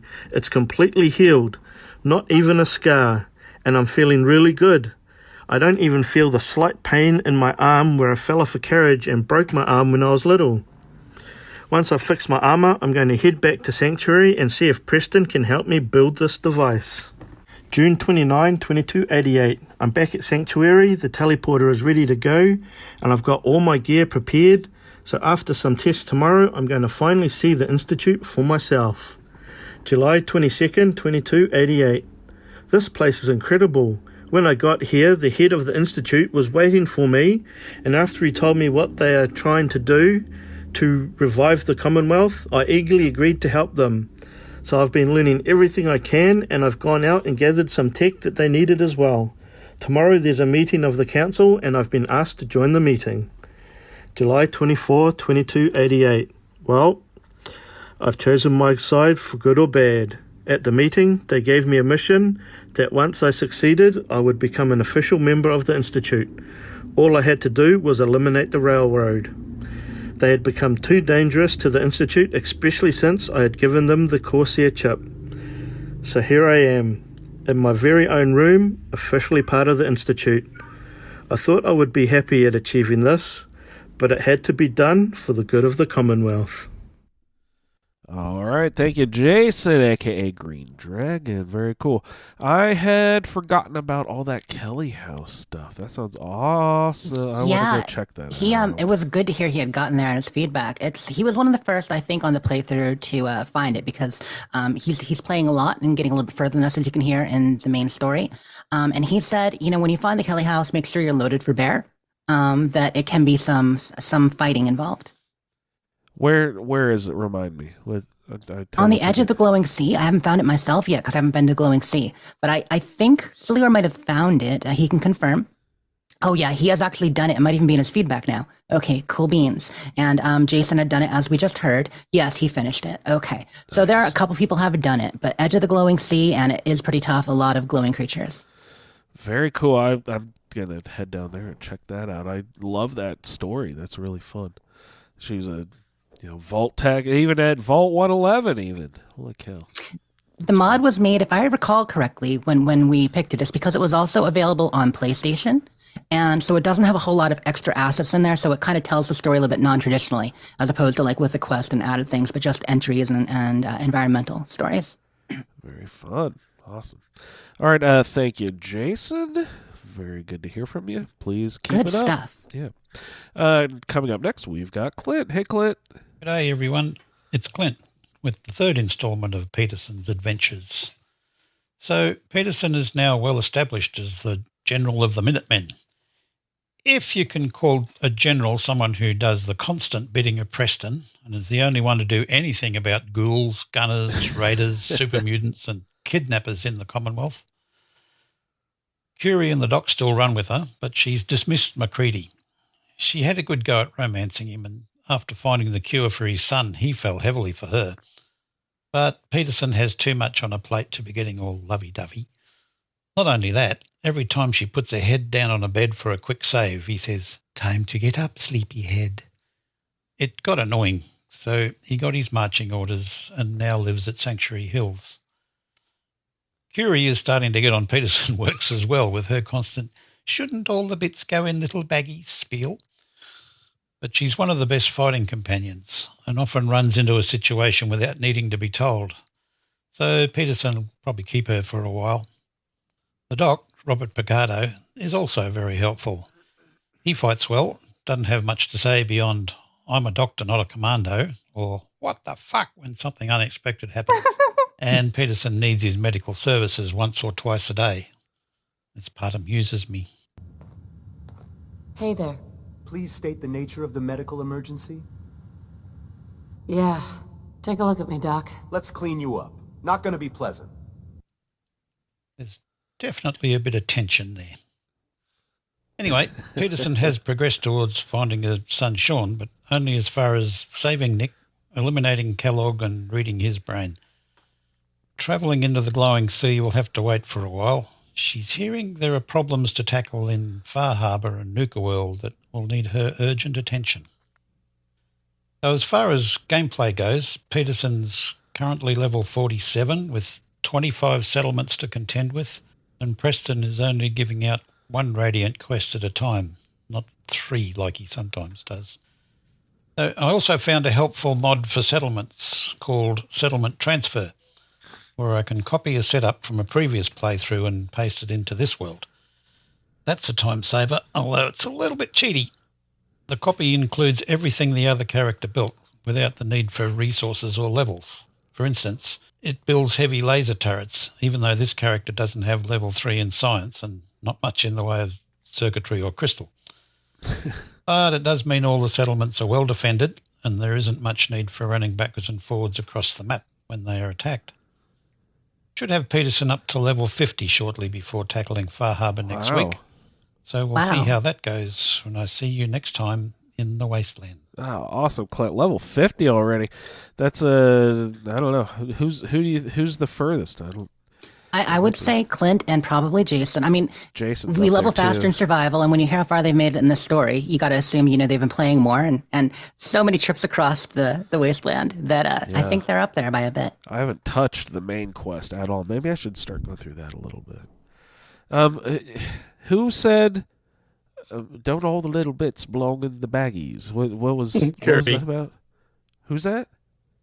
Curie. Oh, Curie. What is she talking about? What's... Well, so the forensic evidence, when you come upon the corpses, that you've kind of blown to bits. She just wants you to put the body parts. It's just a comment. That's cute. Good old Curie. She never gets old. All right, thank you, Clint. Very nice. Looking forward to hearing your next batch of feedback over there in Fahaba. Up next, we've got Jeff. Hey, Jeff. Hey, follow feed. Jeff from Cleveland here again. Not much to get into this week. My gameplay consisted of a lot of just kind of zoning out, playing, dying, reloading, crashing, reloading, a basic Bethesda game. Familiar, yeah. But yeah, I've been playing a lot. Not doing a lot. I've been just basically going through, just discovering a bunch of locations, killing anything I see, and just carrying on. I got most of the Northwest discovered. The middle of the map to the Northwest is mostly discovered. Very little of the Southeast is discovered, and I haven't done anything in the Northeast or the Southwest. But I have just been power leveling for a while. I'm up to level 27 now. Reminder, my character's name is Norman. He's the grocery store clerk at the mini mart down the street. As of right now, I have all my assigned perks as maxed out as there possibly can be at level 27. Wow. Oh. And I'm still using the nice. my named weapon, the Fallout feed is what I called it. Whoa. It's a 10 millimeter with a cryo legendary effect where it will freeze people. your Sweet. enemies with a crit shot, so that's nice. If you don't kill him right away with my sneak, it'll freeze him, so I could take a couple quick shots, and they're done. I'm also using the Overseer's Guardian when I'm sniping. I am in full combat armor. Most of it is legendary. I do have the one that helps you move faster, which is very helpful. I'm rocking the dirty pinstripe suit with a purple mohawk and the fashionable sunglasses. Character looks pretty cool. I finished everything in Vault 81. I just got done going through the Kellogg quest, and I have killed Kellogg. That was quite a fight. I did have to save beforehand, and I had to reload a few times. But when I finally did bring him down, something happened that normally hasn't happened to me. I've never seen it. Apparently, I had disarmed him at some point in the fight because searching his body, I could not find his gun anywhere. After searching the room for about an hour, it was not an hour, maybe a good half hour, I finally found it sitting on the ground somewhere in a random corner, which I've never seen me disarm. Yeah, like level 4 gunslinger can disarm, right? 3 or 4. I was a little mad. I was like, I got ripped because I am a pistols build, and that would have been a nice little pickup. Luckily, I found it eventually. But that's where I left off on the main quest. I've been doing a bunch of the side quests and this and that. But a few things during my gameplay to note.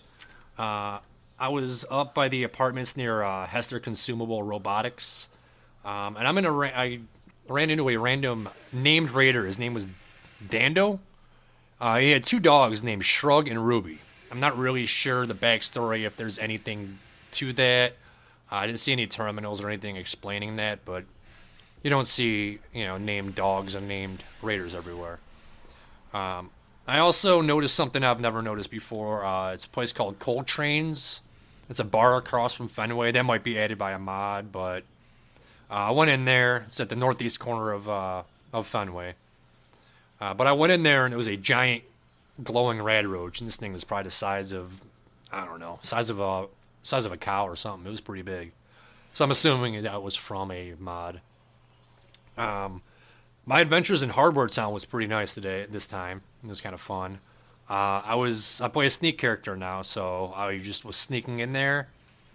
And if you sneak long enough in there, you start hearing one raider getting frustrated with the other one. Because I guess he's talking too much and he keeps on, making all kinds of noise. No one is, shut up. You finally hear him shoot him. He gets so frustrated he just shoots him in the back of the head. I'm like, all right, that's one less for me to take out. Take out a few more of those, and then you come across a few more raiders out back that are telling the story about they had this one guy surrounded. He just started throwing rocks and making grenade noises, and...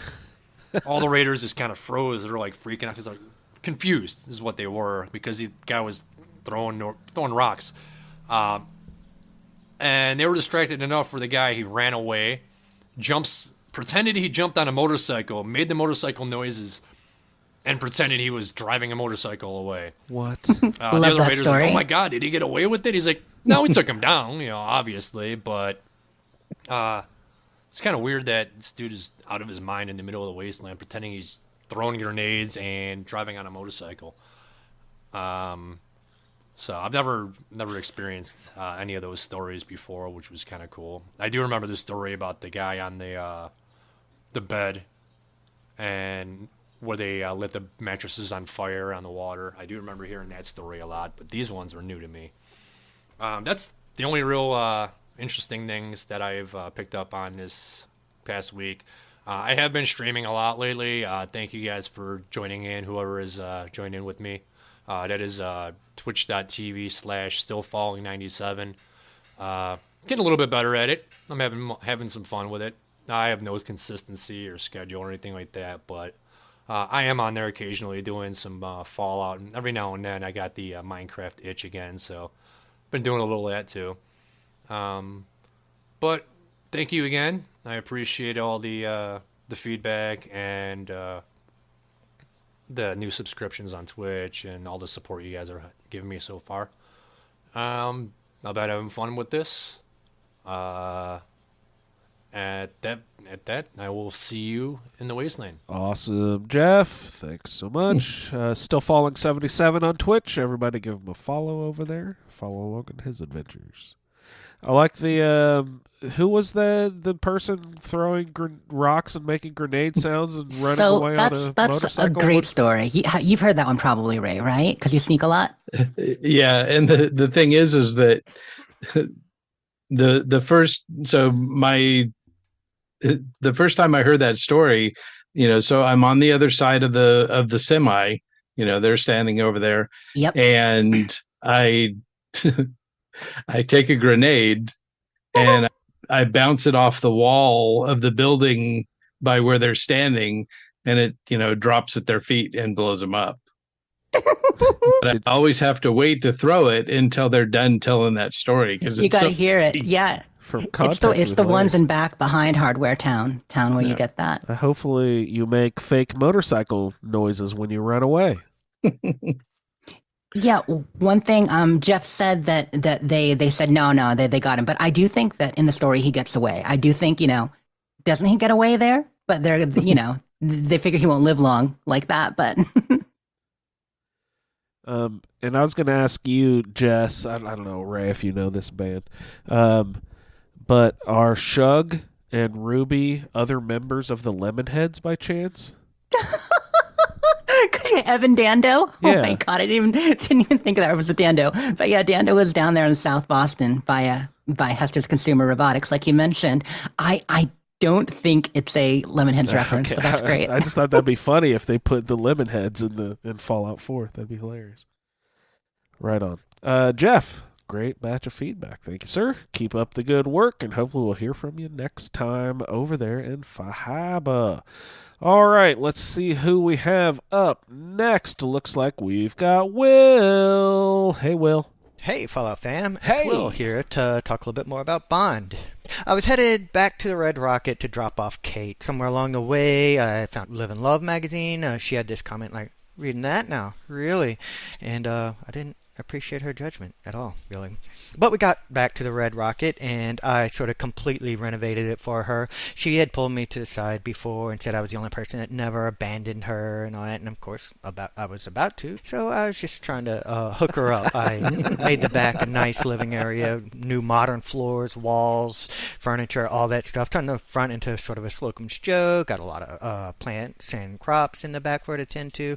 A couple of dogs from the Creation Club, so she's nice and domesticated there, which is why I now call her Domesticate. Well, one thing is funny, she seems to not want to give up. Like, I've told her like 5 times, hey, you're my best friend, but she keep trying to like talk to me and give me that romance option, which I think is funny. I never flirted with her or anything. Anyways, I grabbed Preston and I went on over to Vault 81 so I could get Curie. I did get Curie, got the mole rat disease and all that, but I realized it was almost Christmas, so I started heading over there to Diamond City. I wanted to make it to Diamond City for Christmas Day. I got there like 2 a.m, and I realized I have that Creation Club quest for Christmas to you go and you pick up all these like the supplies for the kids and all that stuff. So I was like, oh my gosh, it's Christmas Day. I have to save Christmas for the kids in Diamond City. So I went and I got that quest. I was hoping I could make it back to Diamond City on Christmas Day still. I did do that. I realized though when I got back that where I had to go drop off the supplies, it was in the school, and so not only were the kids in school on Christmas, blasphemy, but it was also Sunday. So these kids are in school on Sunday on Christmas. So how about that? While I was in there, Miss Edna pulled me to the side and asked me about love, if I thought it was possible, given if two are very, very different. And I was there with Curie, my intended romance, and so I was like, well, yeah, absolutely. It was sort of very similar to exactly what we were going through there. So while I was there, I decided to do the Kellogg's quest, or actually I kind of had to do the Kellogg's quest. I had already brought Curie to the memory den. We had gone far enough and she asked me to help her lose the robot body. they wouldn't, Memory Den was having nothing about it. Like, I guess they figured I shouldn't know what they are. So I had to do the Kellogg's quest to sort of unlock that.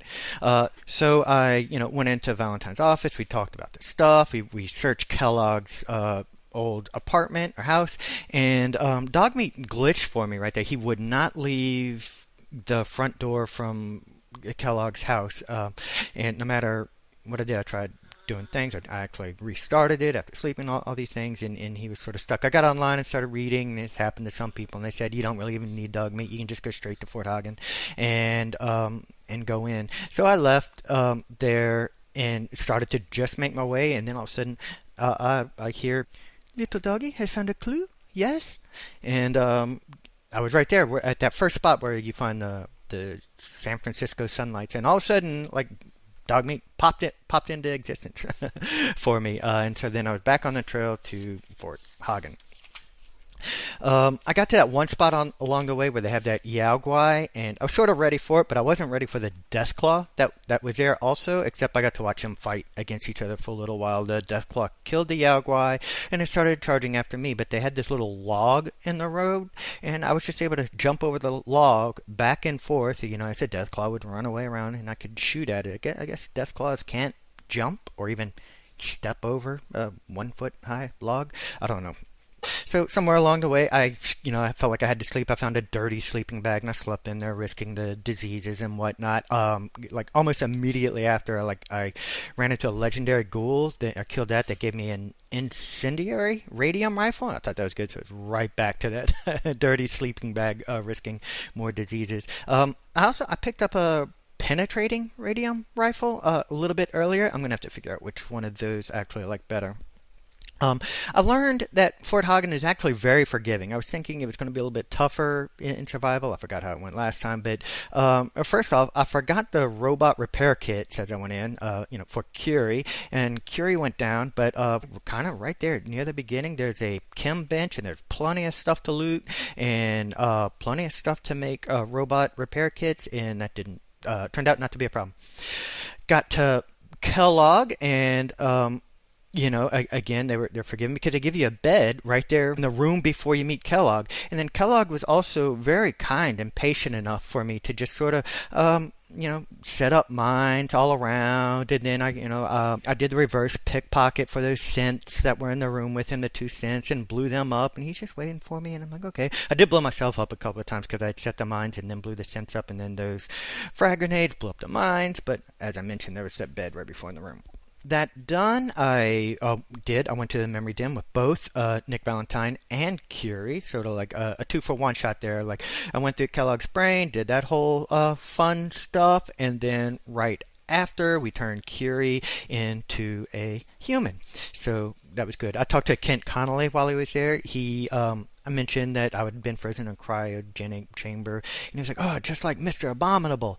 And I looked that up because I was curious, and it's this I guess this other character that was from the Stone Ages or something, and that was frozen in time and came back, and I thought it would be cool. There's not much lore on it, but I kind of want them to do something with that in 76. Give us a little poster or something, or kind of an outfit. I feel like it's lore that could be used. So after that, I wanted to get the Deliverer, so went on over to the Old North Church. The Duchess, or Desdemona, was grilling me about my feelings towards synths, if they were true and all that stuff, and Curie was with me. I was thinking now would be a fantastic time for her to speak up, but of course she says nothing. So went out with Deacon. I did all the things out there. We're a little past Lexington. I figured it was fairly close to the Red Rocket, so I decided it was time to go check in on Kate to make sure she and Mama Murphy hadn't turned it into a drug den.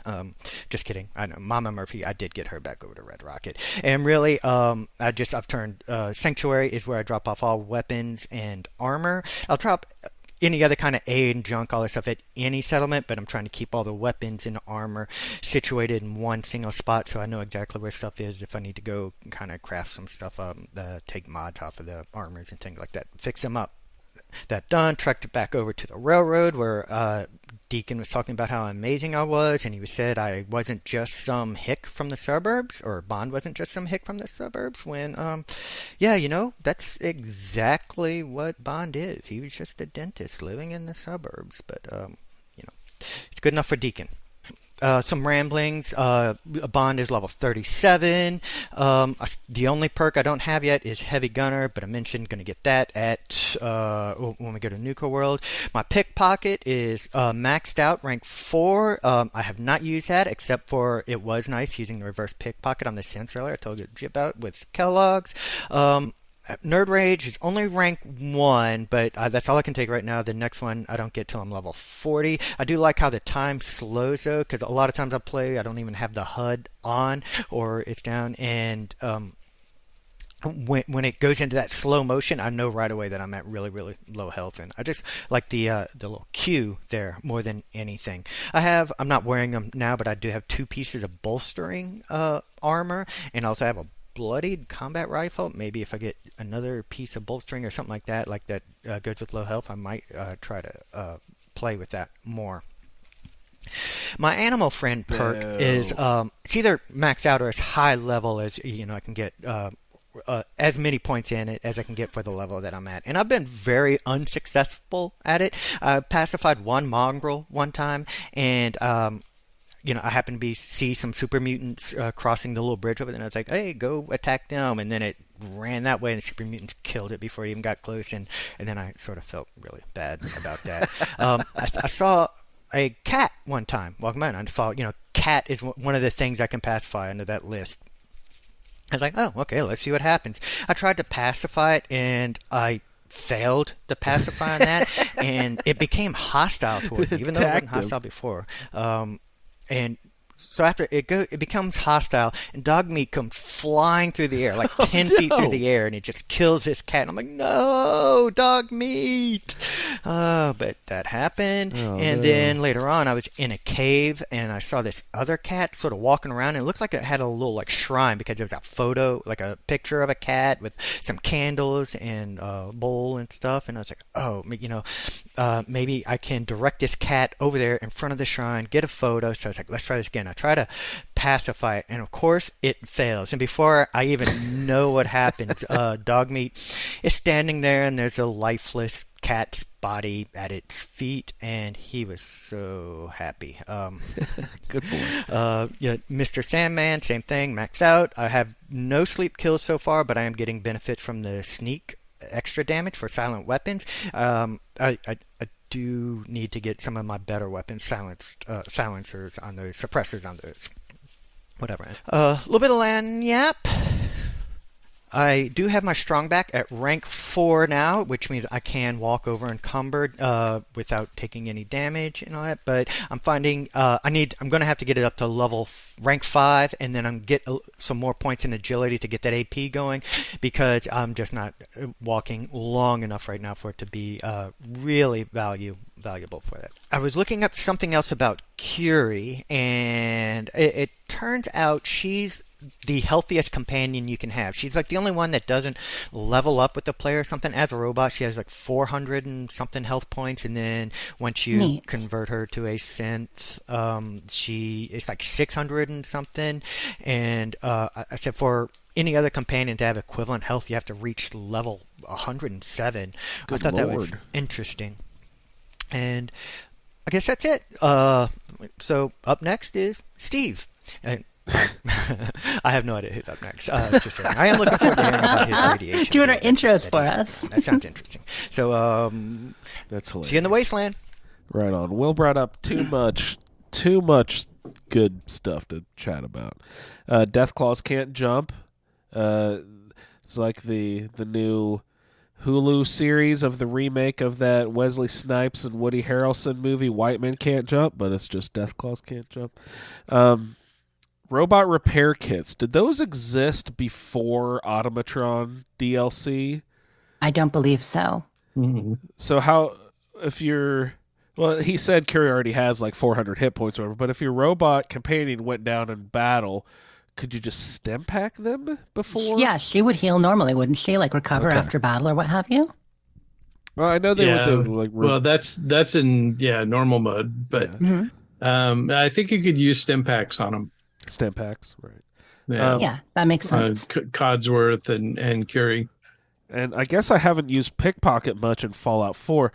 He was talking about the concept of reverse pickpocketing, which right. One of my most memorable playthroughs in Skyrim was the Poisoner, where you snuck poison into people's pockets and would like sneak away and watch them die. I loved that. That was really fun.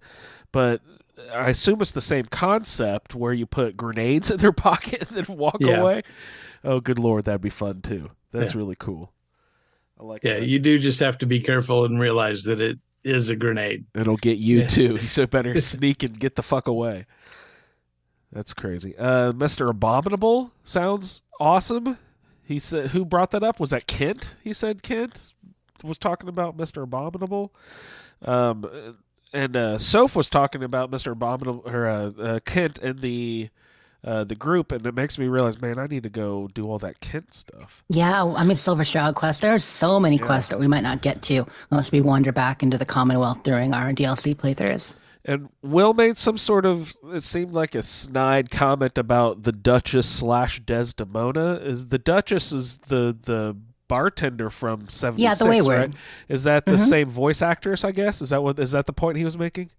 Yes. Okay. Yep, they are the same, and depending on the way the way you have Desdemona designed, like if you're not using mods or whatever, they do have a similar look too in some ways, and a similar way they lean over their tables.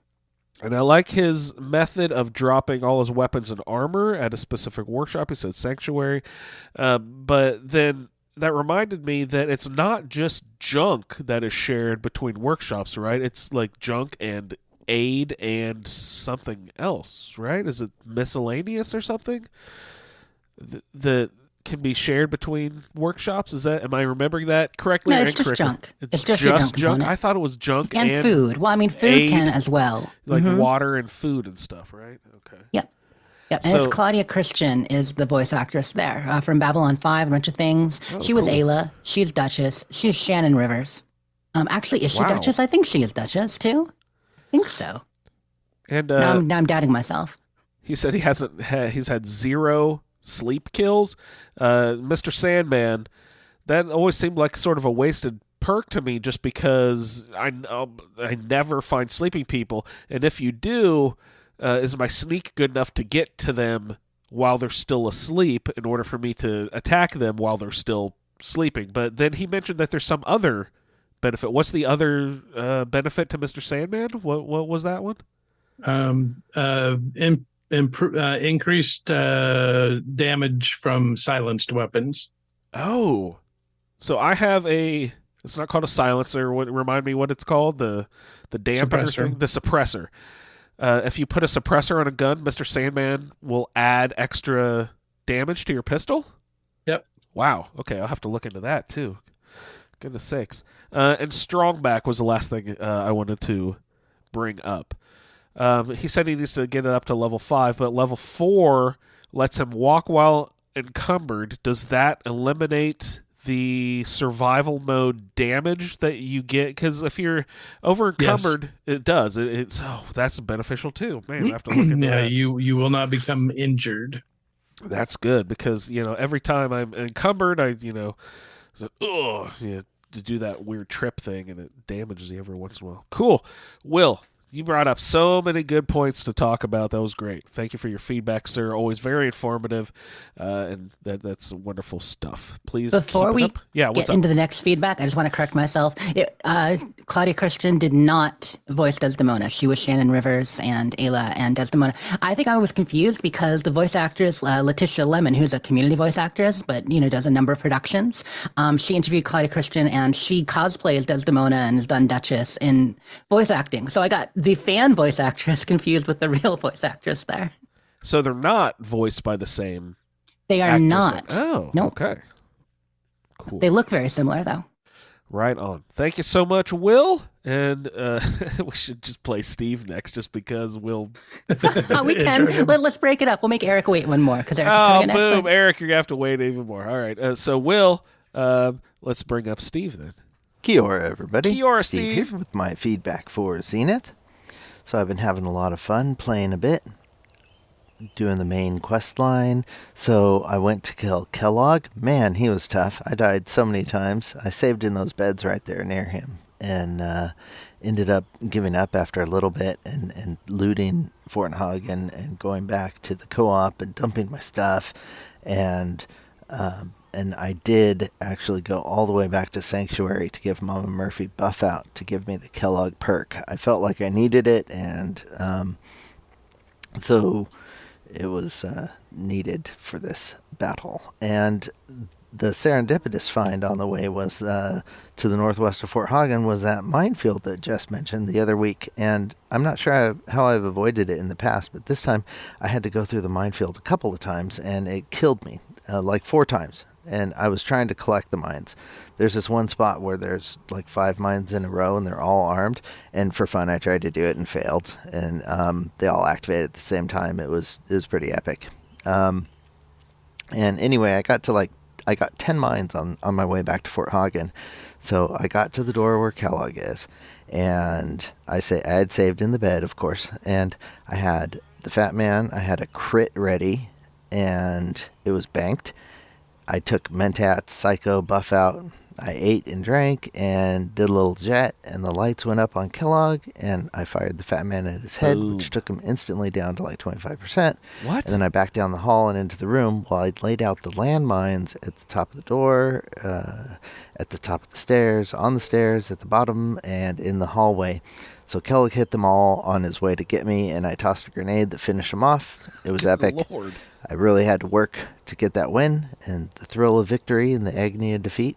So that was the thrill of victory, and I immediately ran and saved in a bed. So I went to Good Neighbor, and I've been doing some of those quests there, and I went to the Old North Church to pick up the railroad, and I'm putting in the code, the super secret code that's got to put in. Don't tell anyone the secret railroad. code. And I kept sneezing and misclicking on the keyboard. I did it twice. You got to spin the wheel, and I'd get most of the way in and sneeze and go, and have to restart it. Anyway, that was funny. Hilarious. I took a deacon with me to go do Tradecraft, and he ended up stalling out in the hall right before you open up the vault. I'm like, oh no, what can I do? And I had saved in one of the beds there, and so I was in that save, and he's there. And so I'm looking up online how to get him unstalled, and I run up, and I hear that going out into the Commonwealth will reset him if you go up through the elevator. And so I did that and came back in, and that didn't seem to work for me. I was like, shit. So I'm like, what if I try shooting him or pushing him? And I'm going into, VATS. And so anyways, I shot him, but it made him angry. And then he turned on me. I'm like, well, fuck, I don't want Deacon turning on me. So I let him kill me. And then he went and opened the vault. I was like, oh my God. And the save when it went back in. So that worked for me. I was worried it was going to be one of those, never fixed glitches. Anyway, then I died to the landmines outside the Slocum Joe's. Me and landmines, what's up with that? They're my thing now. I hate them. I just shoot them on sight. And so even though I went out shooting the landmine and got out of the field, Deacon hit one, and he comes up to me, holding onto his side like he's dying. He's limping on one leg, pulling himself along, barely there. And he's like, I think we should split up. I'll meet you back at the railroad. And I'm like, dude, you got 2 hit points left before death, and you want us to split up? All right. How about cheers, a man. pack, I'll see you dude? later. And he goes limping off down the road. That was great. And so, later on, I noticed the bridge covered with gasoline and landmines, and I made sure to shoot that thing. I'm not even dealing with that. All right, guys. Cheers. Thank you very much, and I will see you in the wasteland. Kia Steve. I always love it when people who live in these tropical paradises call in with their feedback, and you can hear the beautiful birds in the background and stuff. Oh, what's it like to live in paradise, Steve? Oh my gosh. So much stuff in Steve's feedback too. The Kellogg buff Mama Murphy. Tell me about this. Mama Murphy has a buff that'll help you against Kellogg. Oh, if you get her advice. You know how you can do Mama Murphy and various chemicals, you get various things that'll help in quests coming up. Yeah. So that's one that a lot of people will take. If you get her to that point, you don't want to go any further with Mama Murphy, right? Because I believe that's the one right before her death. Yeah, he said give her buff out, I think he said. Mm-hmm. Cool. So I guess it's just more damage against Kellogg or whatever. It's actually Kellogg deals 25% less. I believe it's basically the perk on your sheet after you get her prediction. It goes into your Pip-Boy as foreknowledge, and he does 25% less damage to you. Oh, that's great. But it's only applicable to Kellogg. It's not like all coursers or anything like that. I'm pretty sure it's just Kellogg. I honestly don't know. What was this minefield you mentioned a couple weeks ago, Jess? Okay, so this was, I was talking about working my way south of Sunshine Tidings, heading towards Fort Hagen when I was going to the rocket shed, and I had wanted to show Soph and Solior and a few friends the rocket shed. There is a minefield there. It's a small one. It's not big, but there's an old APC that's abandoned with a bunch of mines around it. So that's super dangerous. And others. It's funny with minefield. They can be so dangerous, but collecting them is fun. You feel so powerful. I had a friend who was recently streaming Fallout 3 for the first time, her first playthrough, and sending her up to the minefield for Moira up there and kind of coaching her through how to approach them and tapping A while looking at the ground and to collect a mine without dying. It was fun. Yeah, I've got my sneak buffed up a lot, so I don't even set off mines or tripwires or anything anymore. But I was just like, oh, maybe I'll go grab some of those mines since I've got demolition expert, and I've been having fun playing with grenades and mines, which is something I mentioned in the past. I just usually just sell those; they're money to me. I hardly ever use grenades and mines and stuff, but I'll go look for that minefield and pick those up. You said it's south of my homestead there anyway. The God, I can't believe I always forget what the fucking what's Sunshine Tidings. Sunshine Tidings. I can't believe it's my home. It's because of Sunshine Meadows in Fallout 76. You used to know it every time, and after Sunshine Meadows, I think you just got confused. Sunshine Tidings. Right. So he said he had to go find a bed real quick after killing Kellogg. Is there a useful bed there in Fort Hagen? People are saying Fort Hagen. Is it Fort Hagen? I've been saying it wrong. I've always said Hagen. I've always said Hagen, but who knows? Like Nina Hagen. Wait, her name's not Nina Hagen? Wait, is it Nina Hagen? Oh no. We've started our whole a thing worldview now. So is there a nice easy bed to get back to in Fort Hagen there that you see on the way down to Kellogg, or does he have to run all the way fucking out of the building to go save? No, it's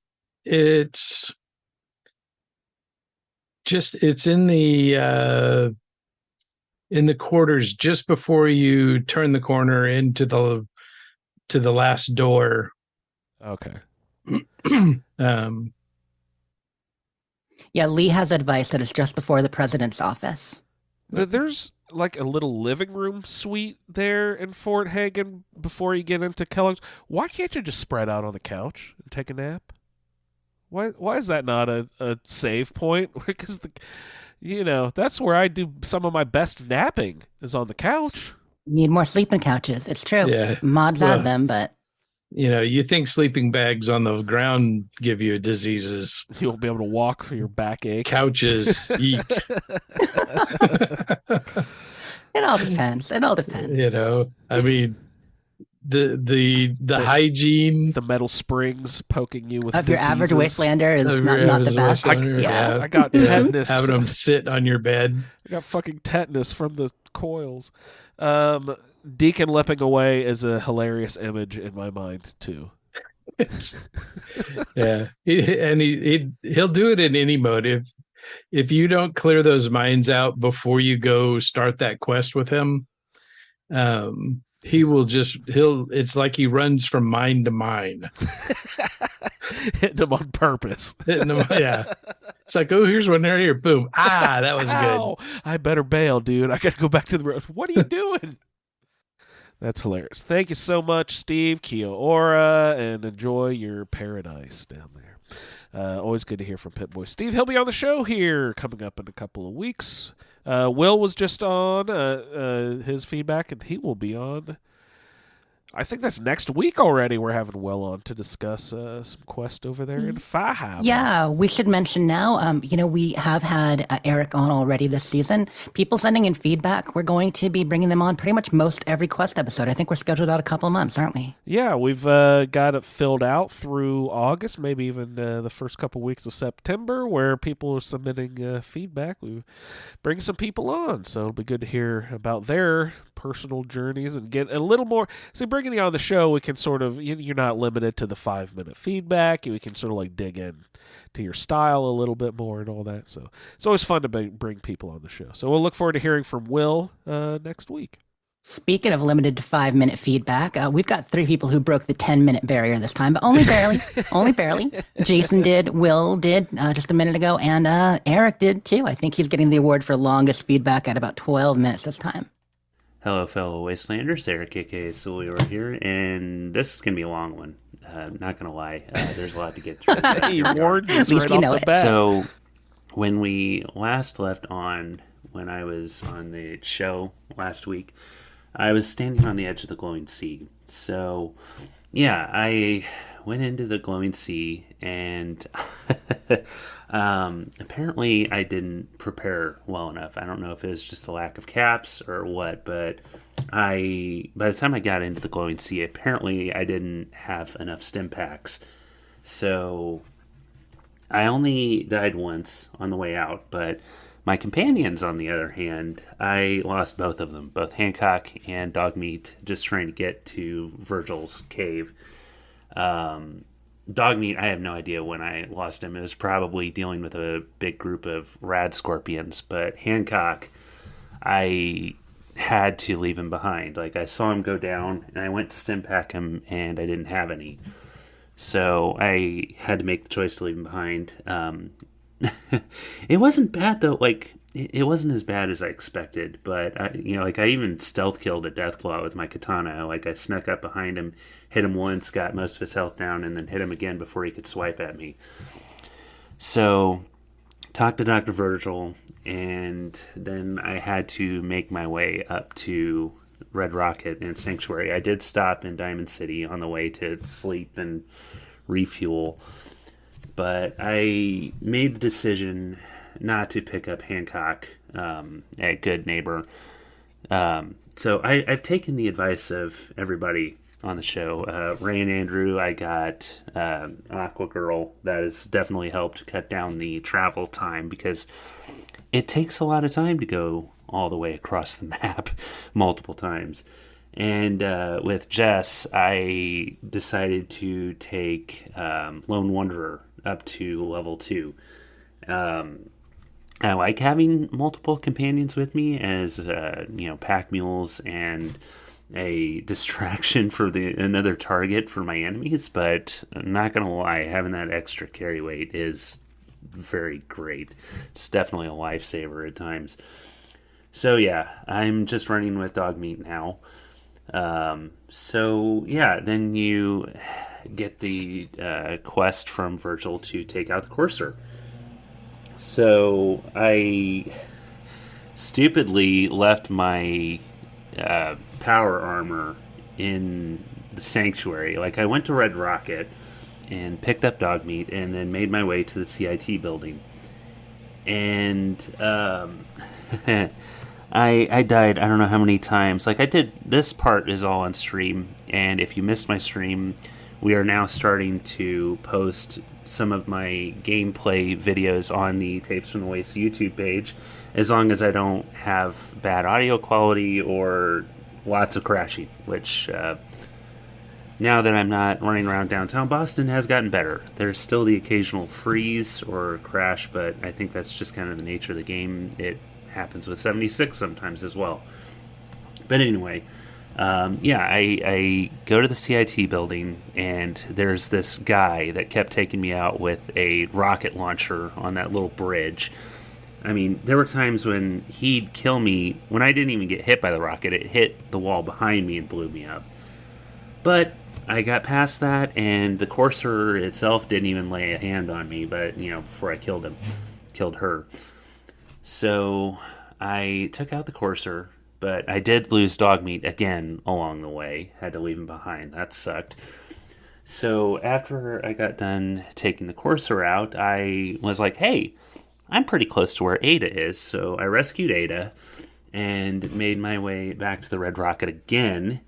And I stopped off at the Starlight Drive-In to sleep and fill my empty bottles, which apparently I had over 160 empty bottles that are now filled with purified water. I think that's just a combination of looting them, and also I got the Give Me My Bottle Back mod. So yeah, I had a ton of purified water, which I do prefer over stim packs. But while I was also at the Red Rocket picking Dogmeat up again and leaving Ada there, I set up the Automatron Robo Builder. So I built a robot and sent it to Ten Pines. So, that was nice. So I did make my way to Good Neighbor. Did not pick up Hancock, but I talked to Dr. Amari and got the chip Courser. The Courser chip analyzed a little bit. She directed me to the railroad. I knew where the railroad was and didn't feel like tempting fate with going around the Freedom Trail and having it crash all the time. So I just went straight to the North Road, or the North Church. So, made it to meet the railroad. Des was not happy to see me, but Deacon stood up for me, and he did his best Ron Burgundy impression, saying, I don't know if you heard of this chick on, but she's kind of a big deal. So, yeah, that was nice. So, dealt with them. I gave them the chip. They analyzed it, and then they were sending me to the Glowing Sea again, which I forgot, as I kind of hinted at earlier. So, I went back to Sanctuary to pick up my T60 power armor that the railroad gives you and head back to the Glowing Sea for a second time. I made sure to have plenty of stim packs this time, just in case I encountered a lot of stuff, which, oh my god, there's so many death claws just outside of the Glowing Sea. Not even in the Glowing Sea, but just outside of the Glowing Sea. And, let's just say my katana does really great against death claws, not to mention having power armor so they don't gut me, Anyway, so, talked to Dr. Virgil, and he is telling me that I can now get into the Institute, but I need somebody to build this teleporter for me. So I'm making my way back out to out of the Glowing Sea, and I was starting to get really frustrated because you would think after going there twice that the path would be clear to of enemies because you've already killed them, but that was not the case. I was dealing with stingwing swarms, rad scorpions, the occasional death claw, and I'm just like, oh my god, just get me out of here. So I nearly I wanted to see if one of the vertibird calling grenades that the Brotherhood of Steel give you work in the Glowing Sea, but I'm like, no. I really want to check out the Kelly Household mod, because I don't think anybody else has really done that yet. I believe now some people have. But, I've heard a lot about Vault 28. I've heard about Raider Prom, and I do want to experience those for myself as well. But since I was on the edge of the Glowing Sea, why don't I check out the Kelly Household? So I knew it was on the edge of the Glowing Sea, but it's not on the southwest corner of the map like you would expect. It's actually toward the center of the map, in like the very south center part of the map. So I made my way over there, and you just see this unassuming house right on the railroad tracks, and you make your way in there. There's really not a whole lot in there, but there is a locked door. There's a terminal right when you get inside in the living room that you can check out, but there's a locked door. And the key for this door is right in front of the front steps in this rock. You know, the hide-a-key rocks that people have. So there's also another key in that room to this bunker entrance that takes you down into the bunker. And I'm not really going to spoil any of the story plot points. I did make it through. It's not a very big mod, but it does have a pretty good story to it. Kind of tragic, but the gist of it is it's this family, this pre-war family who built their own vault, essentially, kind of like Blast from the Past. But yeah, it's a good story. It's kind of tragic. I will say that you fight, like there's this simulation part where you even fight Elder Maxon. Not really sure how that fits into the story, but you do get his coat. There's nice loot in there. Like I forgot to mention this, but you can mod the Diamond City Guard armor, every piece of it. Maybe not so much like, I think there may have been one or two pieces that you couldn't mod, but you can actually mod most of it. But in this mod, you do get some pretty nice weapons and armor. So I did swap out some of my armor for ones that I found in this mod. So, yeah, got through that. There is an expert lock safe that I couldn't crack. But, yeah, I'm glad that I played that mod. Like I said, it's not really long at all. I got through it pretty quickly, but I was trying to, like, there's a partially open door and there's a barred door. I'm like, okay, how the hell do I get through this? And what you do is the barred door, you actually have to throw a grenade at it, and it'll let you open it after that. So, after I went through the Kelly household mod, I did call a vertibird to take me to the Pridwin to finish the quest for the Courser chip.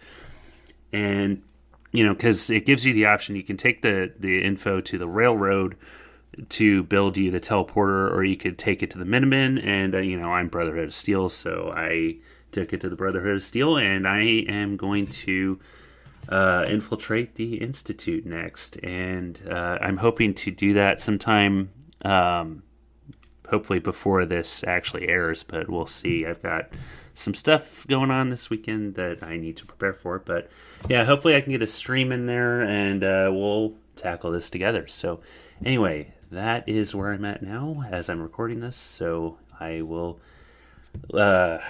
be looking forward to hearing everybody's feedback, and I will see you all in the Wasteland. Very cool. Thank you, Eric. Lost your companions, bud. I find that when they go down, that I generally have plenty of time to get over to them to, stim pack and revive them before they wander off. But if you, miss where they got hit, where they get hurt, they go, oh, shoot. And then, you have blood bugs and everything flying at you in the glowing sea, of course. It'd be easy to lose track of them. It really is. And then you got to go back and find them when they go down. It can be difficult. I like that you can still have dog meat with a lone wanderer, though. It kind of makes it so you're not a lone wanderer. I love it. It's great that they have that in there. And it's, people have used that as evidence of the fact that you were supposed to be able to have dog meat in the companion and another companion in the original version of the game, which is why a lot of us using the mod, everybody's best friend that lets you have both, feels like totally fits in the game and makes sense, even if it does make it a little bit powerful. Also, dog meat has less HP. Earlier, a couple feedbacks ago, I think it was Will talking about companion HP. Yeah, and how that works. Curie had a lot, yeah. Yeah, Curie has the fixed HP, but the rest of them, they usually have around like 185 HP is average, plus the player level times 5. So they level up with you. So say Deacon, he's got 185 HP and you're level 20. That'll give another 100, so he'll have like 285 HP. Oh, wow. A few of them have more. Like I think Dance has more at the base. I'm just taking a quick look at the chart right now. No, Paladin Dance is still 185.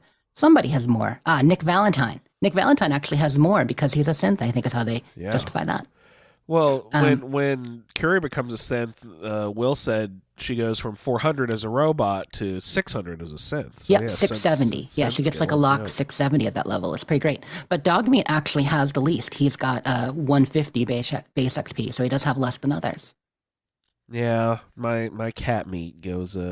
He licks his paw in pain over in the corner sometimes. Oh, poor baby. Poor baby. Wait, when he gets hit, does he whine like Dogmeat, like the audio, or does he have a different sound? It is dog meat basically. He makes all the dog sounds. He barks. He tosses a teddy bear. He does all the. It's exactly dog meat. Does the thing where he rolls on his back and his idle animations and such. Otter the Podcat is a little bit dog-like too. I mean, I'm not trying to put him down or anything, but in a good way. No, that's why I love him so. Is because he follows me around like a puppy does. Yeah, some cat lovers don't love it when you say their cat is a little bit dog-like, but Otter is. I was raised in a dog household. My dad was severely allergic to cats. I was allergic to cats as a kid. I've gotten over it as an adult, so I never was around cats very much as a kid. And then, so I know how to interact with dogs. And then when we brought Otter home, he didn't act like our other cats at all. He's, would pant and stuff. You're like, what are you doing? You're a cat. But no, he definitely follows me around like a little pup. Eric was complaining about like explosions and damage resistance and stuff there for a second. Archon gave me a tip because I was complaining about explosions and stuff and needing to killing yourself with them, get padded and. But he said, and I haven't headed over there yet, but I want to go do this in my next play session. He says that Deb over at Bunker Hill has a piece of armor that I really need to get that has some sort of explosion protection plus endurance and strength. So I'm like, oh shit, it's got endurance buff and some sort of padded or something he was talking about. So I need to go over there and check that out. So, Eric, I suggest you do the same. Head over to Bunker Hill. Well, actually, if you can get to that section of town without your game crashing, that sucks. Yeah, that should be fine. Bunker Hill's not too bad. Okay, good. Sounds good. He mentioned 160 damn bottles, and I was wondering, when you fill those up, how does that change your weight? Because it changes it to purified water, which weighs more than empty bottles does then. So if you sit there and fill up 160 bottles, are you crippling yourself then basically? Because damn. Yeah, don't know. I haven't really used that much. Like I'm not using bottles. I'm just using purified water, and I've got my little canteen mod, so that's all I'm using. Oh, canteen. Right. That works great. All right, Eric, thank you so much for your feedback, sir. And hopefully hear from you coming up next. Make sure you check out his stream also and keep up with his continuing adventures. Coming up next, we got a real quick one here from Keith, which was read by me. Keith says, I had some issues with the Railroad quest and then went to the Brotherhood of Steel quests, and Dance got stuck on a quest and wouldn't move. So nothing exciting to report for sure. Just unlocking locations, etc., etc. But I'll definitely be in Fahaba when it's time to report back on it. I've never explored the land over there, so looking forward to it. Thanks, Keith. With how much he's played Fallout 4, I can't believe that he's never been to Far Harbor. That blew my mind. I'm excited about that for people. I mean, a lot of people don't go every playthrough, but most of us have been there at least once or twice. Yeah. Well, good luck there, Keith, and hopefully have fun over there in Fahaba. Coming up next, we got Katherine. Hey, Katherine. She'll be on the show coming up here before too long as well. Hi, Fallout Feed. Katherine here. My notes are a little bit all over the place, so just bear with me. I haven't had a ton of time to play these last 2 weeks, but from what I have done, Like I said, it's just a little bit all over the place. Today I had a conversation with Jess and Eric about the crashing that I'm dealing with, or I guess still dealing with. So the plan is to just start avoiding Boston completely. And maybe I'll try some of the other mods that they've suggested. But I think at this point, it's just my system does not like Fallout 4. So most of the stuff that I've done around Boston, I'm trying to just finish it up. And then hopefully the DLCs, when we get into in a couple weeks, will run without issue. And it seems like everything else that isn't around Boston or that area is running relatively fine. So, yeah. But some of the stuff that I've been doing... So Breakheart Banks gave me a really tough time. I worked on that particular location for like 2 or 3 hours. The plan was to just get one of the settlements in that area allied to me so that at least I had one fast travel point to that quadrant of the map. So I hit up Finch Farm, and they wanted me to do the Saugus Ironworks completed, and I was like, fuck no, I'm scared of that. So then County Crossing asked for me to do a place in Boston, and obviously because of the crashing, I stayed away from that one. So then Greentop Nursery asked me to clear out Breakheart Banks, which I didn't remember what was there. And the super mutants there absolutely just wrecked me over and over and over again. So the legendary, as soon as I took him out, I just went ahead and did a save. And I think I went back on that save at least 10 or 20 times. That one was just completely awful. But finally I got it. The whole reason I was up there in the first place was because I've been working on the Cabot quest. So I did the part up by the asylum that first time you go up there. And then I did the part where you rescue Emogene, and that's where I left it so far. I've also been working on the USS Constitution quest. Everdeen is siding with the robots and Ironsides. I don't think there's a single time I've been through it where I have sided with the scavengers, but I just can't really go through with that. And then the Mirelurk hunters that show up outside of that Poseidon plant absolutely suck. I had to reload so many times because they just kept killing me. Another thing I wanted to bring up is we talked about Birdie from Tales of the Commonwealth, but other than that, and then the Boston Bordello quest that you come into like outside of Hangman's Alley, I haven't really seen anything else that is coming from a mod, in other words. So like, am I missing some characters? Can anyone point me in the direction of some of the Tales of the Commonwealth quests? What else do I have here?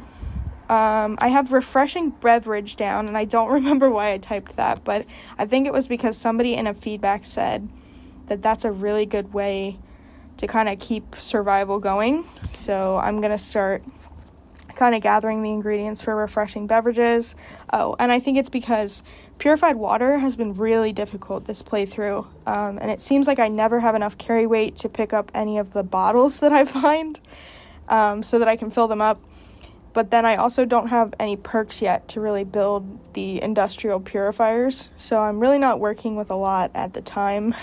Ammo has also been a real big problem for me.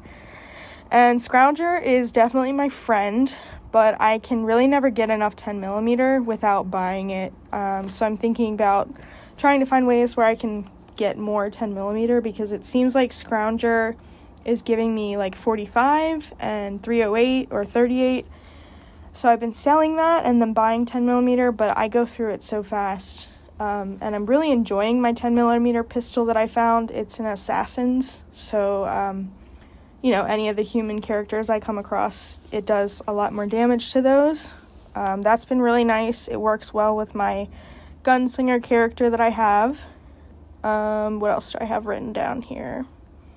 I'm only level 26 so far, so I've only done 6 levels in the past 2 weeks. And believe it or not, I've played most nights for a little bit, but most of what I've been doing is I downloaded Rise of the Commonwealth to go with Sim Settlements, and that has been so much fun. I've spent a lot of time developing the city plans and the city planner desk so that I can just like give the settlements their own free reign. I've assigned Preston to the castle because that's sort of my like hub settlement. So he's the city leader there, and they're slowly kind of building up. I'm excited to see what that looks like. Just using the regular ones that come with the Rise of the Commonwealth, the city plans, but if anyone knows of any like add-on pack mods for city plans, I'm definitely interested in those. Codsworth is rolling with me right now, so Sanctuary has Nick Valentine as the city planner, and then Hangman's Alley has Piper running that city. So that's been kind of fun. But yeah, I think I'm going to leave it at that. Mostly just been kind of running around trying to get fast travel points and dealing with the crashing. So I will see you all in the wasteland. Have a good night. Awesome. Thank you, Katherine. She mentioned her crashing there at the end. But she mentioned she's sort of like avoiding Boston. And then I was curious. She seemed, we're relieved that, we're starting the DLC, so she'll be able to leave that alone. Are there known downtown-style Boston crashes in these DLCs? Is there a Far Harbor section she'll have to avoid? Is there a Nuka World area that will cause problems, or is she going to be A-okay? Will Eric be A-okay when they get to these DLC locations? That's an interesting question. Are you aware of any, Ray? I'm not, and I wouldn't think, especially in Far Harbor, because there isn't any major concentration of assets, anywhere there like there is in exactly in Boston. Yeah, I feel the same. I haven't done them in recent years. It's been a long time since I've really done the DLC. I mean, I've loaded into Nuka World for pictures and stuff like that on characters that have already completed it, but I haven't tried to play it on an older system. I mean, part of it's just the older systems, and I think it's really just downtown Boston. See, this has been a progressive problem. It's degraded from what it was. These are areas that have always had stuttering and some issues, but they ran better 5 years ago. And for some reason, with updates and Creation Club content and stuff, downtown Boston's just gotten trickier and trickier on the old Xboxes and the Series S. That's why Will had so much trouble, even when he didn't have many mods. Now, Katherine is running some settlements, as you heard, and Tales from the Commonwealth. So she's got a lot of load. She doesn't have a whole lot of mods because those are both pretty large, take up a lot of the room. But those are pretty heavy load on a system, too. So that plus, the older Xbox can cause some trouble. She asked about Tales from the Commonwealth. I do want to answer that real quick. So there are a couple ways that you can start a lot of those quests. They are all over the map. But they're kind of just like hidden side quests. Some of them are obvious, like the Bordello. When I played through Tales for my first time on Shinji, because I hadn't done it until the Roundtable 2 years ago, all I found naturally was the Bordello and a few quests myself. But you can find like the Companion in the Third Rail. But if you go to the Nahant post office, well, a couple things. First, some of them do have radio signals. So when you have a new radio signal pop up, make sure to listen to it. It may start a quest. Some of them are small little bunkers and stories that are always in the base game. Some of them are added by Tales from the Commonwealth. So, when you get a radio signal, that's when you start. But if you make it to the Nahant post office, you can have a small quest where you build a T-mail terminal, which is a special kind of like email kind of thing, but T-mail. And you get messages there that point you to all the different quest locations. So the Nahant post office gives you a little hub that then points you to a lot of these little side quests if you don't stumble upon them naturally, because you'll miss most of them otherwise. Oh, that's cool. So that'd be Takahashi mail. I don't remember what T-mail stands for, but yeah. Terminal mail, probably, just like terminal mail. That makes sense. I do remember a cave in between Sunshine Tidings and Nuka World. Yeah. There's a cave out there. Okay, that's a good place for it. Yeah, and you get Audrey as the Companion in the Third Rail that you can recruit from there too. So there's a bunch of them. And if you really want to look it up and get more info, they have a small wiki at 3dnpc.com, which is the official website. It's a bit out of date, but...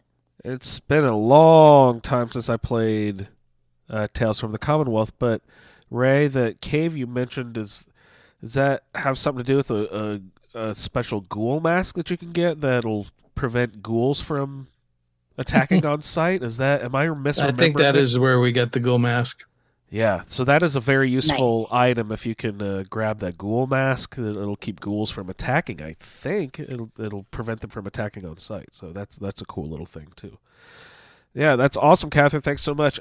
She mentioned the scavengers versus the robot. If you're siding with the goddamn scavengers, you shouldn't even be playing this game. Always side with the robots. Always side with those robots. Robots all the way. Ironsides for life. And the one time that I did try it, it is horribly disappointing. I mean, it is, the reward that you get is nothing. The game rewards you for your bad choices. Yeah. And so, there is no redeeming quality for siding with the scavengers. And tell me about refreshing beverages real quick. Refreshing beverage, that would be plus 500 hit points. God damn. Minus 1,000 radiation and Holy cures shit. all addictions. That is It's the amazing. Oh my god. Are there different variants? Is there like there's a refreshing Nuka-Cola, refreshing beer, refreshing this? No, and it's that, it's its own item. It's its own the item. Okay. refreshing beverage. Is that a mod or is that in the game? No, it's in the game. Is it? But you Wow. have to have chemist. Oh, okay. I never get that. So I think in survival mode it only removes 100 radiation. Still pretty awesome though. According to the wiki. But Yep, I found one in a chest.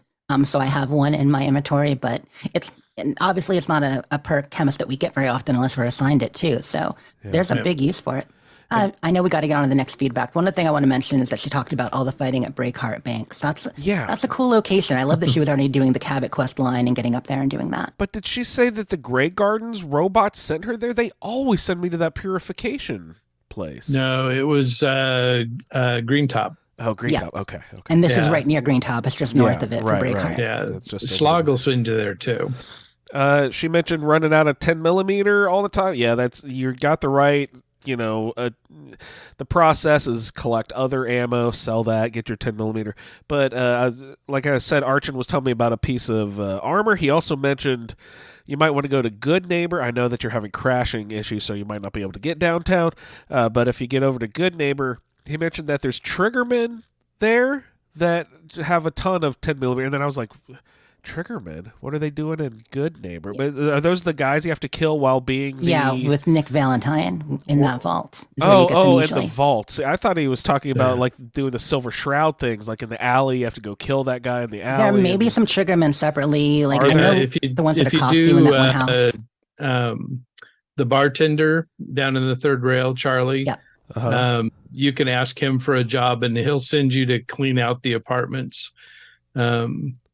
Which are right there in the alley. And there's that little trap, and you got them there. You go in there, and there's two buildings that have probably 7 or 8 triggermen in it. Oh, okay. All right. Sounds good. All right, Katherine. Oh, she also mentioned Rise of the Commonwealth. Was she talking about Tales of the Commonwealth, or is Rise of the Commonwealth something else? That's Sim Settlements. Yeah, it's part of Sim Settlements. Okay. Yeah. I really need to check out that mod. You guys are turning me on to that one. All right, Katherine, thank you so much. Really good feedback as always. Keep up the good work. Hopefully we'll hear from you next time. Next, we've got SwearImNormal. Hey everyone, SwearImNormal here. So I left off with Nuke grabbing the gainer, and from there I went back to Sanctuary to talk to Preston for another Minutemen quest. He sent me off to Green Top Nursery to help with a kidnapping. Turns out raiders had kidnapped the grandma settler and taken her to BAD TFL. So I made my way south and ran into West Everett Estates, where super mutants had holed up in the town. Oh, no. And instead of skirting around the place like a sane person, Nuke and I decided to blow right through the middle. Oh, Died no. a couple times, but unlike before in Corvega, where each death discouraged me, I was very intent on taking out these super mutants. Except Hammer, who is the boss of the area, I vatsed him just to see what he was like, I suppose. And not only did he have a skull next to his name, but I would do little to no damage on him per shot with my strongest weapon. So I decided not to attack him, and I snuck right past him and continued down south. I cleared out the BAD TFL successfully, rescued the settler, and then escorted her back to Greentop. After that, I ran back south and cleared out the National Guard training yard before heading to Bunker Hill and quote-unquote turning in the quest that the trader gal, Deb, hands you. She asks you to clear out the yard, and, I already did, so I just turned it in right away. So once I turned that in, she referred me to Kepler, who wanted me to take out Zeller's army, which I did. And then I went to the Cabot house to kick off that quest, got all the way through the talk with Jack and Edward, left the house, and then died on my way up to the Parsons State Asylum, which, when I reloaded, I realized that Oh no. I hadn't saved Oh no. before talking to Cabot and getting all through that quest. So I reloaded and then decided to not do the Cabot quest line. Changed my mind. Instead, I opted to go to Good Neighbor, and I ran around the downtown Boston area, just clearing places out before I headed to Diamond City to get started hunting Kellogg. So I talked to Nick about what I remembered from the vault and officially opened the missing persons case for Sean. Sweet-talked Genevieve into give me, I think her name's Genevieve anyway, the mayor's secretary, into giving me the key for Kellogg's house. And then, while I was tracking Kellogg, I ran into no less than 3 Deathclaws, and then a 4th one on my way back from killing Kellogg. Good Lord. The first one was at that first pond stop. The second and third ones were fighting each other, or one of them took them down, but not fun. And then, like I said, the 4th one was heading back. Very much not fun. But I'm getting ahead of myself. So about halfway to Fort Hagen, I turned around and decided I did not have enough ammo to take out the synths and Kellogg himself. So I ran back to Diamond City, loaded up on some ammunition, and then headed back out to where Dog Meat was waiting very patiently for me to restart the journey. Good boy. I entered Fort Hagen through the garage door instead of the rooftop. Ease of access, didn't have to kill as many things, that sort of thing. I found the Fat Man in the armory, and I grabbed that to use on Kellogg because I really did not want to get in a long, drawn-out fight with him. And when I did manage to get to Kellogg, I got through the conversation, turned around, and ran back through the door to launch the mini nuke at him, which he took like a champ. Like, I'm not even sure he got half health down. I was not thrilled. And then he pretty much immediately killed me after that. Luckily, I had saved right before the fight because I knew this was gonna happen. And it only took 3 runs before I succeeded in killing him instead of him killing me. So after Fort Hagen, I went to Vault 81 because I had the 3 fusion cores. Got the tour from Austin, I think his name is, the little kid. Grabbed the Overseer's Guardian, talked to a couple people, and then left. And then I headed immediately to Good Neighbor because instead of going to Diamond City because I'm traveling with both Nick and Piper. So we had the conversation about Kellogg and Dr. Amari while traveling on the road. Once I got to Good Neighbor, I immediately took off the sniper scope that was on the Overseer's Guardian because I am trying to avoid going down that very slippery slope of being a sniper. So Dr. Amari plugged Nick in, I dove inside Kellogg's mind, and we got the information that Virgil is in the glowing sea. Decided not to dive into that irradiated mess just yet, and went up to start the Cabot questline now, though I did detour to Dunwich Borers to get Krem's tooth to use as a melee weapon to replace the regular machete I had been carrying. I finished the first bit of the Cabot questline to, retrieve the stolen package of the mysterious serum, and then I promptly forgot to deliver it to Cabot himself, and got sidetracked helping out the Slog. I added them to the list of settlements I'm collecting, and then did some settlement maintenance of connecting them to each other to share supplies, and set up defenses for all of them, so my settlement tab in the Pip-Boy will finally stop yelling at me. And that's about where I left off, so see everybody in the wasteland. Beautiful. Thank you so much, SwearImNormal. Cabot, that's a beefy quest line. Don't forget the bobblehead. There's a bobblehead up in there if you go up that way. Which one is that? I don't even remember. On the desk. Charisma. Charisma bobblehead, and there's a magazine, I believe, in that office, too. You mentioned going to Bunker Hill. You did Deb stuff, and then Kepler. I think that means you can build your merchant tent in all the settlements now, right? Isn't that all you have to do? Yep. Now, make sure you build that, and all the, Doc Weathers and all the different Cricket and all those people will stop by all of your settlements then. It's in the furniture miscellaneous? No, resources miscellaneous, I believe. Yeah, same place where your scrap station is. Yeah, so check that out. I love that thing. Cool. All right. Keep up the good work. Swear I'm normal. See, I said it right. You did great. Yeah, if you just pause between, maybe take a breath and think before you speak, we can do it. Smurble burble. All right. Thank you so much, Swear. We will hear from you next time. Coming up next, we've got old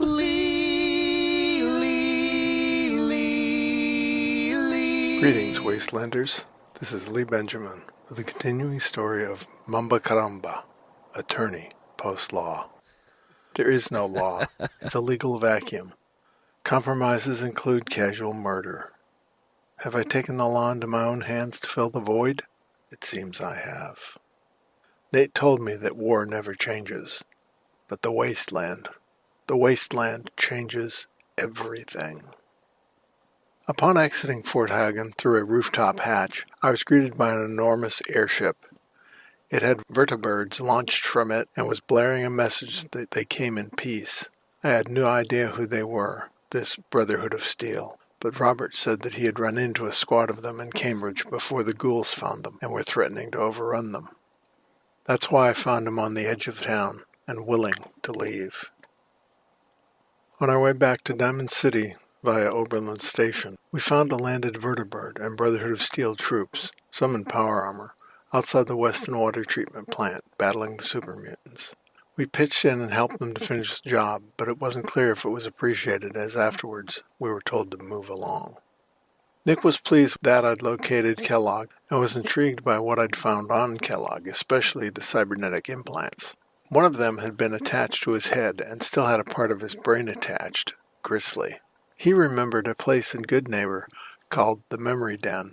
He knew there Dr. Amari and thought she might be able to get some information from what I'd found. He asked me to meet him there so that he could introduce us. Robert, Dogmeat, and I stopped by Hangman's Alley after dark, just in time to help them defend against a ghoulish night attack. Before the war, I would have never imagined having to clean up after such an event, but it was now part of my new reality. We headed to Goodneighbor. It was about what I expected. A shakedown at the door. The mayor, a ghoul named Hancock, didn't approve of the welcome and shanked the offender. Welcome to Goodneighbor. Heh. Speaking of ghouls, I met another at the Hotel Rexford where we spent the night. One I knew from before the war. It was the Vault Tech rep who was denied entrance to Vault 111. He seemed lonely, so I told him to go back to Sanctuary Hills and that I would visit him sometime. I later made him a vendor. At the Memory Den, Dr. Amari rigged the implant to Nick and put us both in memory loungers. Amazingly, this let me experience portions of Kellogg's life. Kellogg's story was the same as for most thugs trying to get by in a world that seemed so unfair to them, at the expense of everyone else. It would yield important clues to how the Institute operates without detection and how we might get into their facility. It also included my baby Sean's kidnapping and Nate's murder. It later showed Sean at about 10 years old in Kellogg's care. To assess my mental state, Dr. Amari asked me how I felt after seeing Nate's killer alive and well. I seriously couldn't answer her because I was too close to the problem. Too emotionally involved to see my way clearly. It was a new feeling, and it scared the hell out of me. The only solution presented was to follow a rogue Institute scientist into the most dangerous area in the Commonwealth, the Glowing Sea, a literal hell on Earth with unbelievable amounts of radiation and God knew what else. Nope, maybe later. Left Good Neighbor and decided to check in on Greentop Nursery. They were having problems with raiders out of a quarry called Dunwich Borers, and we agreed to help them.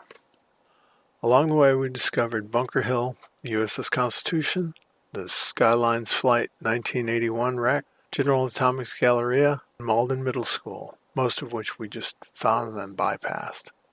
On the way, we found the slog, a cranberry bog set up in an old community swimming pool. As I'd heard, they're ghouls, but their leader, Wise Man, hopes to educate people and build a mixed community for the benefit of all. Lofty goals. The slog needs super mutants at Breakheart Banks taken out. Deirdre at the slog told me what she had heard about Dunwich Borers, and I decided to stop back by Diamond City to restock my ammo and look for a better weapon. While in Diamond City, I stopped by Nick Valentine's office and took on a case to check on Kenji Nakano to the northeast of the slog. He had stopped to talk to Nick and wanted help. On his way out, Ellie heard him say something about his daughter and a radio, but didn't have any more information. Got to Dunwich Borers and took out all the raiders on the outside. Got to a door that I'm sure leads down into who knows what horrors. The interior of Dunwich Borers had the usual hive of raiders and deeper in some ghouls. When I started hallucinating, I knew it was time to get out. I reported my success to Greentop Nursery. Reflecting on my time since leaving the vault, I had to conclude that the settlements we've established have done quite well, despite what some of the residents think. We then returned to the slog to continue our assignment to check in on Kenji Nakano for Nick Valentine. And he finished with what I was going to start with. He said when he was at Nick's office in Diamond City, Nick originally sends you to check out the Kenji Nakano up at that home. I had totally forgotten all this. It's been so long since I've done any of this Far Harbor stuff. Yeah, you know how you have the old case files that you can work on there with Ellie? You know, you can follow up some of those case files. I think you can get the start for the quest there, right? No, she contacts you on the radio and says that then she's got somebody that needs some help. Okay, it's via the radio. Are they at the location when you go there? It's been so long since I've done it. No. So Okay. she just sends you up to their house. Now, the other thing is that so it's best to start the quest that way, because that is actually a quest a quest segment in itself. And so you get extra XP for that. Nice. For starting it with Ellie. If you go directly to the Nakano house, you miss out on that XP. Ah, wise. And he mentioned Malden in passing as well. That rang a bell in my head. Is there a bobblehead in Malden, maybe? Something? What's in Malden? Yeah, Malden Middle School. There's the vault with all the gunners in it. Yeah, there's a lot of Malden stuff. That was the kids' vault. That's where you get the Slocum's Joe's kit to be able to build in your settlement. Oh. With Slocum's Joe stuff. Oh. And there could be a bobblehead there, but it's one that I never get. Obviously, so that repair. Right on, Lee. Thank you so much for your awesome feedback. I'd like to remind everyone that if you are tuning in on the live Discord feed, join us live for our broadcast, and you can hang out and comment and everything. But you also get the added benefit of seeing the live feed of Lee's pictures while his feedback is playing. He always uploads some really nice photographs displaying his, a visual representation of the stories you just heard. So thanks for all your hard work there, Lee, and keep up the good work. Coming up next, we've got first-time submitter, Soph. What up, Soph? Hello, everyone. So, my character's name is Sally, and just to tell you a few things about her roles that I received. My follower is Preston. He's kind of cool. I like him so far. What? My romance is McCready, who I have not met yet, either in my main first playthrough or in survival. I haven't met him, or if I have met him, I've forgotten him, which isn't a good sign. But I've been very enamoured with Nick Valentine. and Curie. So maybe McCready's just not made that an impression if I have met him. My faction is the Minutemen, which is straightforward. Sunshine Tidings Co-op is my settlement, which I like very much. Forgettable title, though. My Far Harbour faction is Children of Atom. I'm going to be honest, they seem really weird. And I haven't got out of that weirdness stage just yet. Maybe they will not be as weird later. Or I know, they'll be weird. Maybe not. Yeah, they'll stay that way. And Far Harbour, Echo Lake Lumber is my place. I haven't got there yet, of course. Good location. And Nuka World, I will be part of the operators. So I feel like those are fairly... Well, I don't know anything about Far Harbour or Nuka World, but the rest seems quite straightforward for me and my being fairly new to the game. I'm really happy with my perks, which are Armourer, Concentrated Fire, Life Giver, Local Leader, which is great, Gun Nut, Mr. Sandman, and Grim Reaper Sprint. So I'm really happy with those. I felt like they had good synthesis across them all. Is that a word? And that was confirmed by my buddy Will, who's the expert. So I'm happy if Will's happy. So good job, Will.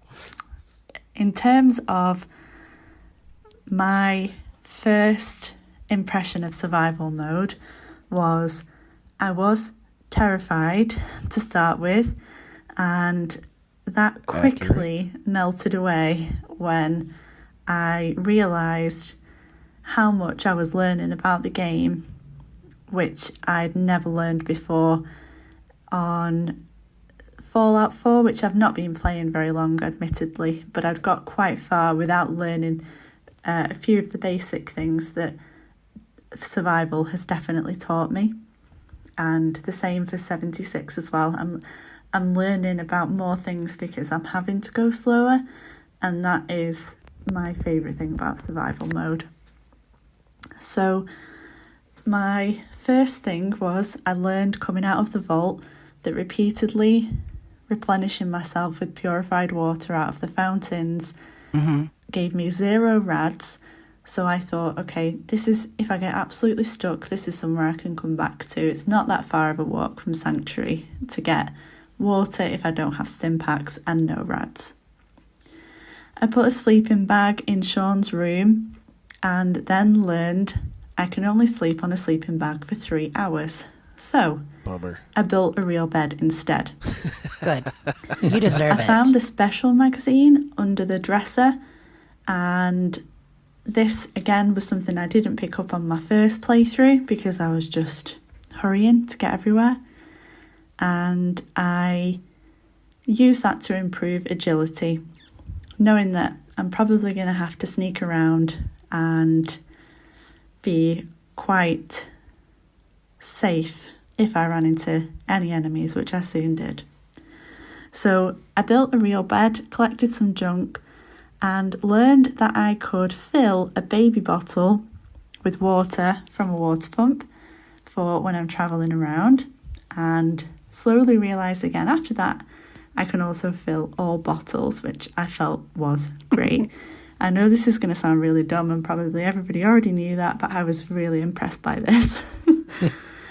I learned my first lesson after grabbing all of the junk in Sanctuary and tidying the place up, filling up my water, that I found a safe in a house and thought, this looks like a bomb that is covering up this safe. I need to be really careful about how I handle this, and decided that I would, from a distance, shoot the bomb or shoot the kind of security device, and it blew me up and I died. Oh no! So that was my first lesson on how not to do that. And soon after, I went back, did all of that stuff again, and disarmed it safely. So again, I learned how to do another thing.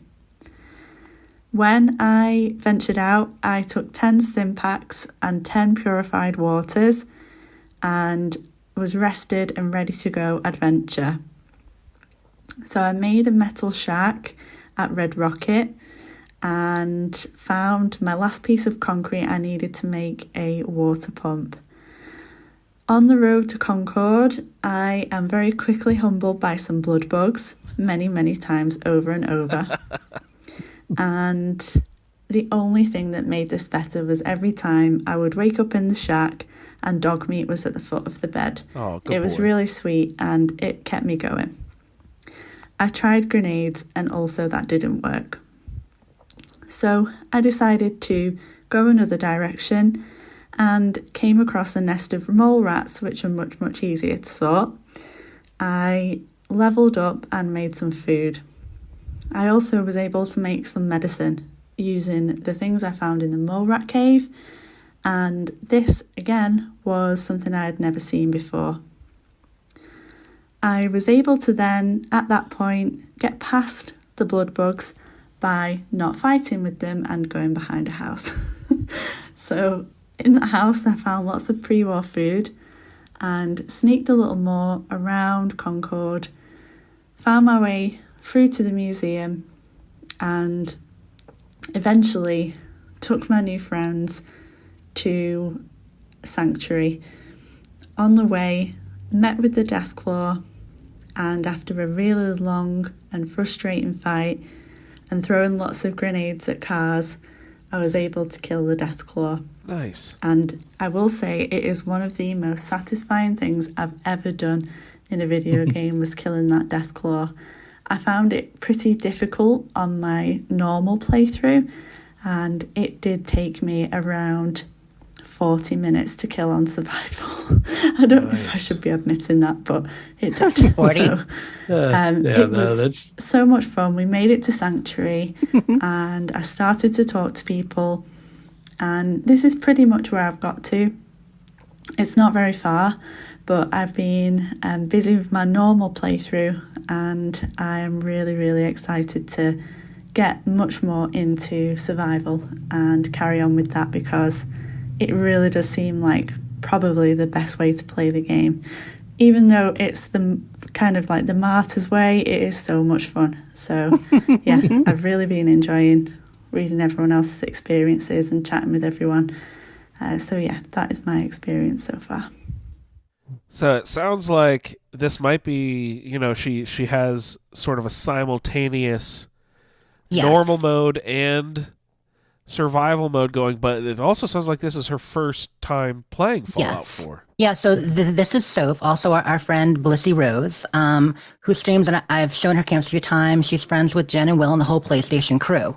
And so she, recently started doing, playing more and getting into 4 when we were talking about it, but she was playing normal. And, it was funny. She was not going to join survival for her first playthrough with us. She mentioned in the Facebook group.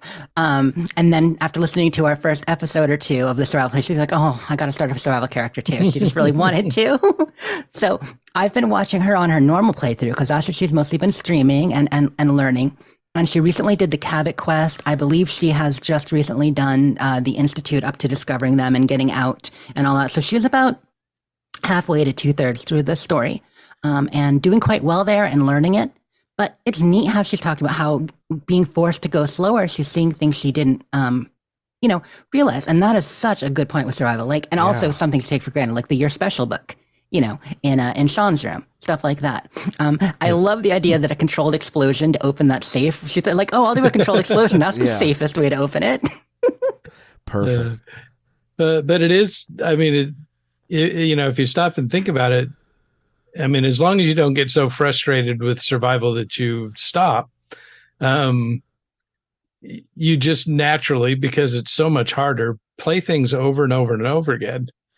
So, one playthrough in survival, can be like 5 or 6 playthroughs on normal. You're right. Yeah. All at one time. It's almost like a rewind button. It answers that question. What if I could do it again, but better? Well, the game forces you to a couple times. Yeah. It makes you think of different ways to do it. You have to, go around different ways. Just a reminder to everybody, build a drinking fountain in your settlement. Yeah. Good call. Even if you can't build a water pump, if you, I think it's just steel, Yeah, and not a ton of it, then you've got a place to fill your water with. So the water that you fill up bottles with is light water. So a glass bottle weighs a half a pound. And purified water weighs a half a pound. Great. Has no so, weight. So the water itself has no weight. It's just the container. That's amazing. Remind us where the drinking fountain is. I believe furniture miscellaneous. Yeah. Okay. Yep. So the same place that you build the bobblehead stand. Yeah. Good call. Excellent. Yeah, a lot of great discoveries. That's some really good feedback, Soph. Enjoyed that. Yeah, she said she likes Preston. Just give it a couple weeks. He'll grow old on you, I'm sure. I think he may have already, but she's being kind. She's a very kind person. It was been great watching her discover the settlement system too, because I figured she was going to be really into settlement building, because she does a lot of building in 76, but she was just so much enjoying the quest and discovering the game. She hadn't really gotten into that until a week or two ago when we were talking. And yeah, there's just so many systems in Fallout 4 that you start to take for granted until seeing them for the first time is neat. So you spent some time fighting that first death claw. Is there a way to sort of trick Preston and the gang to helping you in that battle, or do they just kind of fuck off? Yeah, no, they doing their thing. They're hanging in the room. Yeah. Yeah. Preston stays out on the balcony and, plinks at it, but yeah, he's using not the most accurate. Yeah, he misses 99% of the time. Yeah. Soph, did you go up on the roof and get the power armor and the minigun and stuff that can help? Oh, I'm sure she did all that, right? You kind of have to trigger everything. Yeah, just to get out. Yeah. Mm-hmm. Right on, Soph. So good to hear from you. Please keep up the good work and send us feedback all season long. It'd be great to hear from you. Good stuff, everyone. All right, we just got a couple more here tonight. No, it looks like just one more maybe here. Came down to start the show. TyRell's like, "No, I got feedback." Don't. So TyRell snuck it in at just under the wire. So let's go ahead and take a listen. Before you start that, I do have an update on the Malden Middle School. It's the science bobblehead. Science, which does what? And science. Need to get that. +1 guess to hacking. Oh, good Lord. That's why you skip it, Ray. Just take Nick with you, everyone. All right, TyRell, what you got? Hey, Fallout Feed. TyRell here with an update on Ollie. After finally taking back the castle from a horde of Mirelurks, Ollie left the castle to investigate a distress call he received on his Pip-Boy.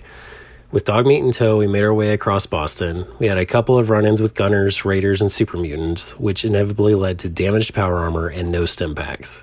Just south of the Old North Church, Dogmeat actually got injured by a group of mutants, and I had no stim packs left to revive him, so I began to search the area, seeing what I could find. After about roughly half an hour of dealing with ghouls, dogs, mutants, I didn't actually find a single stim, but I did find a small barge on the shoreline that had a complete suit of T-51 inside of a armored cage. Nice. I dealt with the nearby raiders, recovered the suit, and continued my search for stim packs. I made my way south. I went south across Boston again and had a run-in with some more mutants, which ended with Ollie getting taken out by a mutant with a rocket. Luckily, my last save, I actually was near that barge in a partially damaged building, also near the raiders. I went back to grab the suit of armor, and I guess they spotted me on the way, because by the time I got the armor, they were running over towards me. Luckily, I dealt with the raiders again, and at that point, the game was generous enough to actually put stim packs on a couple of them, so I made my way back to Dogmeat. After picking up Dogmeat, we headed our way to Bunker Hill for the night and learned about the synths in the Institute for the first time from the local barkeep and his son. After some rest, we headed west of Bunker Hill, finally closing in on the distress signal. And what we found was a group of strange-looking robots attacking one lone robot surrounded by her fallen comrades, which we soon learned that this robot's name was Ada, and after eliminating the hostile robots, we joined Ada, who is Ollie's designated follower, so now I have her and Dogmeat, and she told us about the Mechanist. After agreeing to help Ada with the Mechanist later on, I decided maybe I should head back to Sanctuary to resupply and regroup. On the way back, we actually had the confrontation with Ed Drumlin Diner with Wolfgang and Trudy, and I actually tried to broker an agreement between them as neutrally as possible, but that just ended with Trudy getting mad at me for telling her I wasn't going to kill Wolfgang, and they both went aggro on me, and we wound up having to put down both sides, which I was not a fan of, but I guess no, I didn't try and reload because I don't remember where I saved prior to that. Weird. I would have liked to have had it neutral, but I don't know that that's actually an option. So after finally reaching Sanctuary, we resupplied and adjusted our equipment loadout, leaving behind the weapons that I no longer had ammunition for, cooked some meals for the road, and headed to Diamond City. I decided to go ahead and start picking up the main quest so that I can try and find Sean. On the way, we actually stopped at Oberlin Station so I could set up some defenses because I didn't put any turrets up whenever I was up there helping them for Preston previously, which ironically, it got attacked by raiders while I was there, which I guess was good timing because they didn't have any defenses. So that actually worked out. After doing what needed to be done, I continued my way to Diamond City, where I met with Piper and Mayor McDonough arguing at the main gate. Let that play out. Piper told me to come see her at her office at some point. I actually wound up talking to her sister, Nat, and she told me about Nick. So I headed over to Nick's office, where Nick's secretary, Ellie, told me he was missing. After learning his whereabouts, Ollie made his way to the Park Street Station to dealt with a few raiders on the way. Worn out from battle, Ollie took a quick nap at the raider camp before heading through Boston Common. Boston Common, as we all know, has its own challenges. Wow. And the towering superhuman behemoth, I can't read today, Swan made it clear that Ollie, Ada, and Dogmeat were not welcome. Actually fought Swan a few different times because the game kept freezing every time I tried to loot his body after finally putting him down. I actually had to cheese him from an alleyway nearby because he kept taking out Ada and Dogmeat, and I just could not handle more than a couple of hits from his boulders he was tossing, let alone if he slammed his club against me. Finally make it to the Park Street Station. Ollie fought his way through a group of triggermen, eventually finding Vault 114. Making his way into the vault, we snuck around dealing with more of the gang and finally found our way to Nick. While helping Nick escape, during the conversation at the inn where Nick and Skinny were talking, I decided I was going to take that opportunity to try and loot around, and I went to that room that's to the left when you first enter that main room before leaving the vault, and some reason that aggroed the triggermen. They actually ended up attacking us, so we had to put everyone down, including Darla. So clearly I did not make very good choices on having less casualties for this section of the playthrough. Once we got out of the vault and back to the surface, we told Nick how we found him and why we needed his help, and he agreed to meet us at Diamond City. That was actually the last place I left off. And I think at this point, Ollie is level 20, and I have about half of his designated perks applied. I haven't done anything with... I forget which one it is. The one for VATS is Perception. It's Perception 10, I believe, because I don't really use VATS much, but the rest of them I started applying perks to. I did deviate a little bit in the beginning so that I could have a boost of endurance, and then also put some towards rifles and pistols so that I could have a little more damage. But I've gotten to the point where now I'm trying to actually put everything in so all my required perks will be ready by the time we actually start doing the DLCs. But at this point, that's as far as I've gotten with all these stories. So thanks for listening, and I'll see you guys in the Wasteland. That's Adios. awesome. Great, TyRell, thank you. Is there a way to end the Drumlin Diner neutral? Yes. I mean, you can broker a peace between both of them. You can side with Wolfgang and take out Trudy. You can side with Trudy, take out Wolfgang. You can broker a peace with them. It sounds like he must have somehow done one where he was picking sides and then hit a stray bullet or something with one of the others. Uh-huh.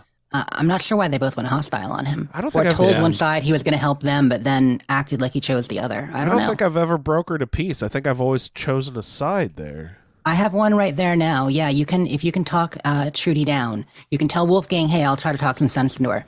Go to Trudy and you can actually talk her down.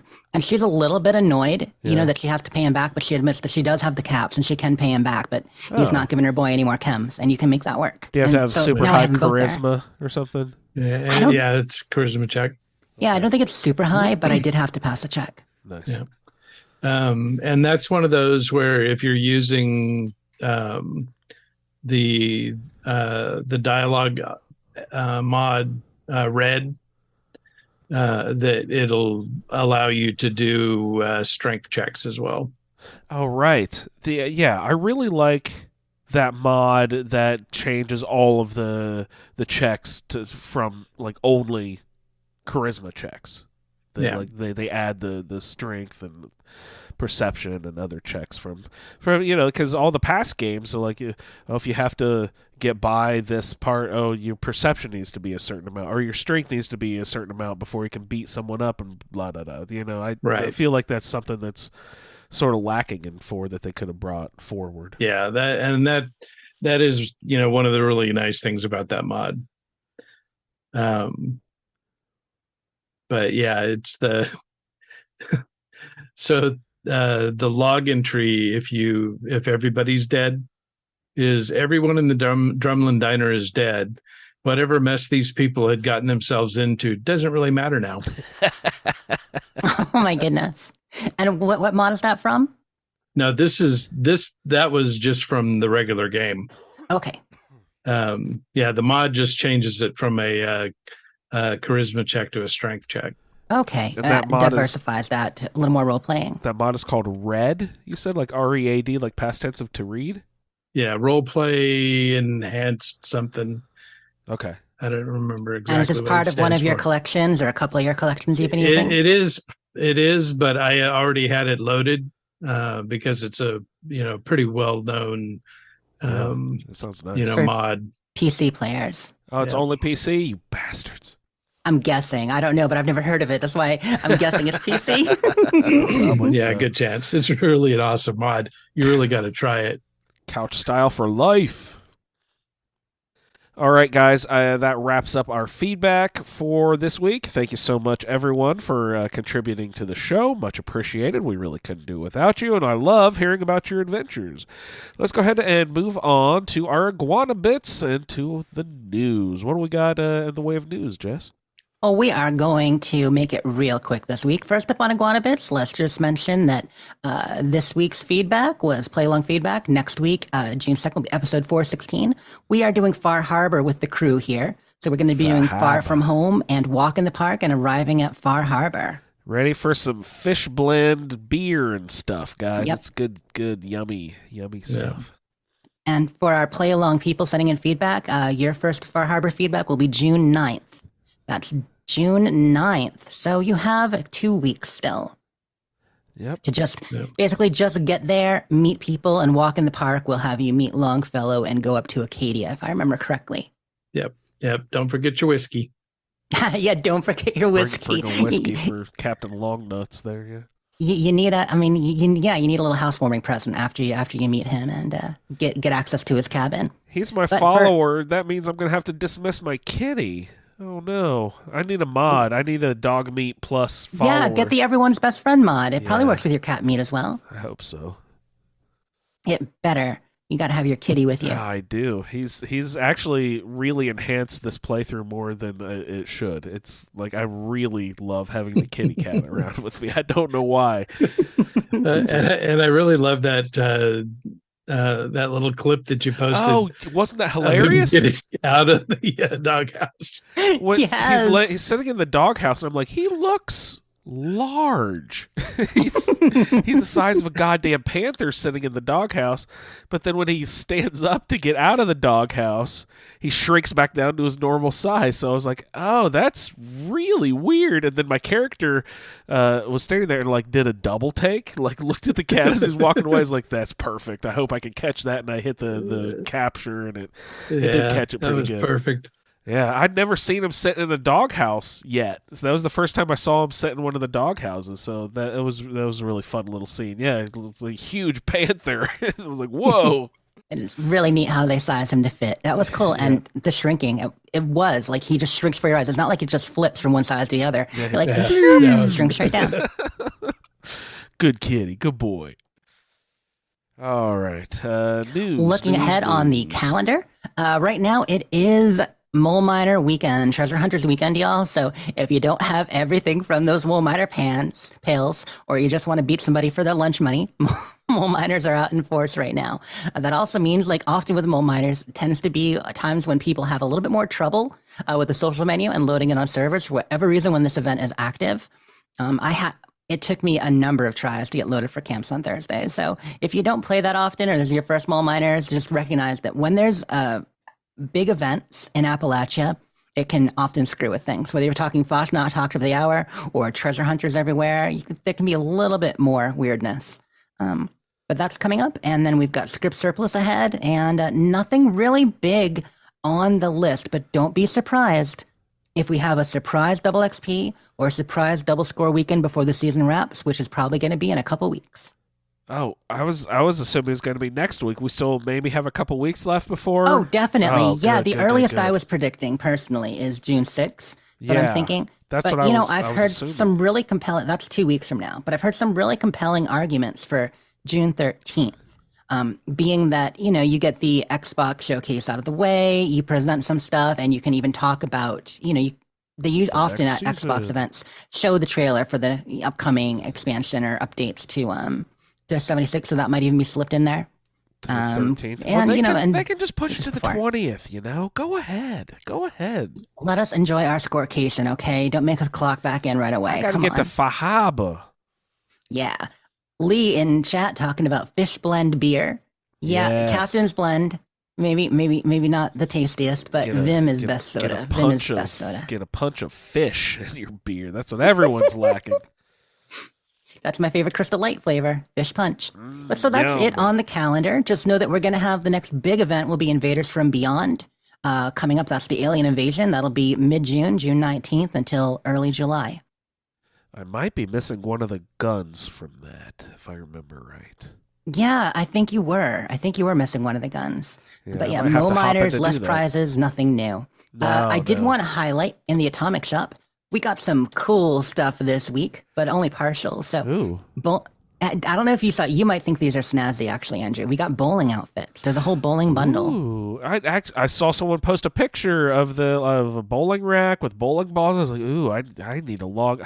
I go these long stretches because I'm on Scorecation. I just never look at the day. I need to make a point of at least once a week to look at the Atomic Shop because there is stuff that I feel like I've missed. A lot of weeks, yeah, absolutely. And I mean, we try to retweet the list each week. Radcats Rule or someone else posts them on Twitter, and we retweet them and such. But there's usually not every week, but there's usually something new each week. Arshin mentions in chat that it's the Alley Cats bundle, exactly. So the bowling theme is a snazzy black bowling outfit. You get a cool Alley Cats logo on the back that looks just awesome. And there are like 5 or 6 custom balls, some really cool looking balls in there. But I want to mention, even though the image that's selling it, the promo, how they often for the Atomic Shop, they put things in the picture that aren't actually available in the game yet? This is very true with this one. You're going to get your snazzy outfit. You're going to get your balls and your racks and all that. You can put your balls on your rack and that's great. But you're not going to get your bowling lane and you're not going to be able to get down into the gutter and no pins either. So yeah, hopefully that's coming in an update or two, maybe next season's scoreboard. But they're showing you on a bowling lane with pins and everything, and that is not in the set. Are you doing this on purpose? You got to slow down. I can't write all these timestamps. You're talking about cool balls and getting down in the gutter. Jesus, Jess. You're welcome. Just feeding you at the end here. But No, balls on the rack jokes have been flying pretty hard this week. Get your racks. Oh, this is one thing I noticed last week and that I thought was super cool. My brother is really into ultimate frisbee and disc golf and all sorts of disc sports. But I was flipping around on the TV the other day last weekend, and I had to text him because I saw, oh look, there's professional ultimate frisbee on TV on a Saturday afternoon. That's really weird. And then it was the local Indianapolis team. I was like, I didn't even know Indianapolis had a professional ultimate frisbee team. Guess what we're called? The Alley Cats, the Indianapolis Alley Cats. Isn't that awesome? I was like, holy shit, you guys. I know them. Yeah, it's funny. Our friend Kim in the Facebook group plays Fallout 4 along with us. She's a ranked professional ultimate frisbee player. Wow, that's really cool. Yeah. Sponsored with a bunch of like fancy frisbees, or they have another name for it. Like I don't know what they call them, discs or something, but they've got a fancy name for it. But yeah. That's one of my things my brother does when he comes to visit. He scopes out all the disc golf courses around Indianapolis and the surrounding areas, and he makes me go out and play. I suck. I'm really terrible at it, and he's really good, so I'm sure he gets frustrated playing with me, but we always have a good time going out. So that bowling set is pretty darn cool. And then you get one other thing, the Flamingo. It's a flamer skin. It's a really cool skin. No way. That looks like a flamingo, and it is brilliant. Mm-hmm. Oh, I'm going to have to get that too. Yeah, it looks really, really cool. I might have 2 months worth of Adams saved up too, because it's been that long since I've been on Scorecation. Huh. Get on it. Yeah, the funny thing is, like, I haven't played as much on Scorecation either besides stream, so I stopped by people's camps. And, like, in just, like, the last month or two since I've really paid that much attention to new items, even though I'm buying most of the building ones, I'm seeing new things. I'm like, where did this come from? Oh, yeah, we got that a couple weeks ago. Where did this come from? There's always new stuff. It's cool. You can definitely tell that right now Bethesda and 76 are making their money from the Atom Shop because they are not slowing down on that. Well, you got to support the server somehow, right? I don't blame them. That's all I got for Iguana Bits, besides the fact that, Diablo's coming out soon, so that's what I'll be playing besides Fallout 4, and I cannot wait. The PlayStation showcase did happen, and there were some cool announcements there, but nothing really need to get into. Cool. Let's wrap it.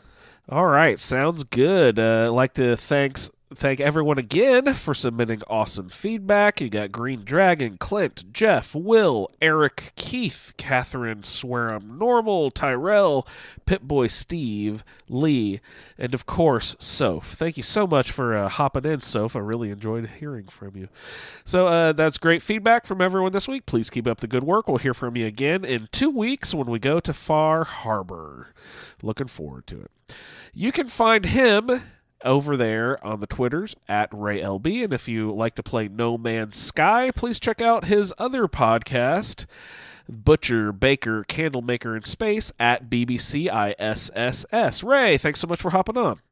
Good times. All your building needs can be fulfilled by You Wastelanders. That's the United Wastelanders Network, I believe, over there.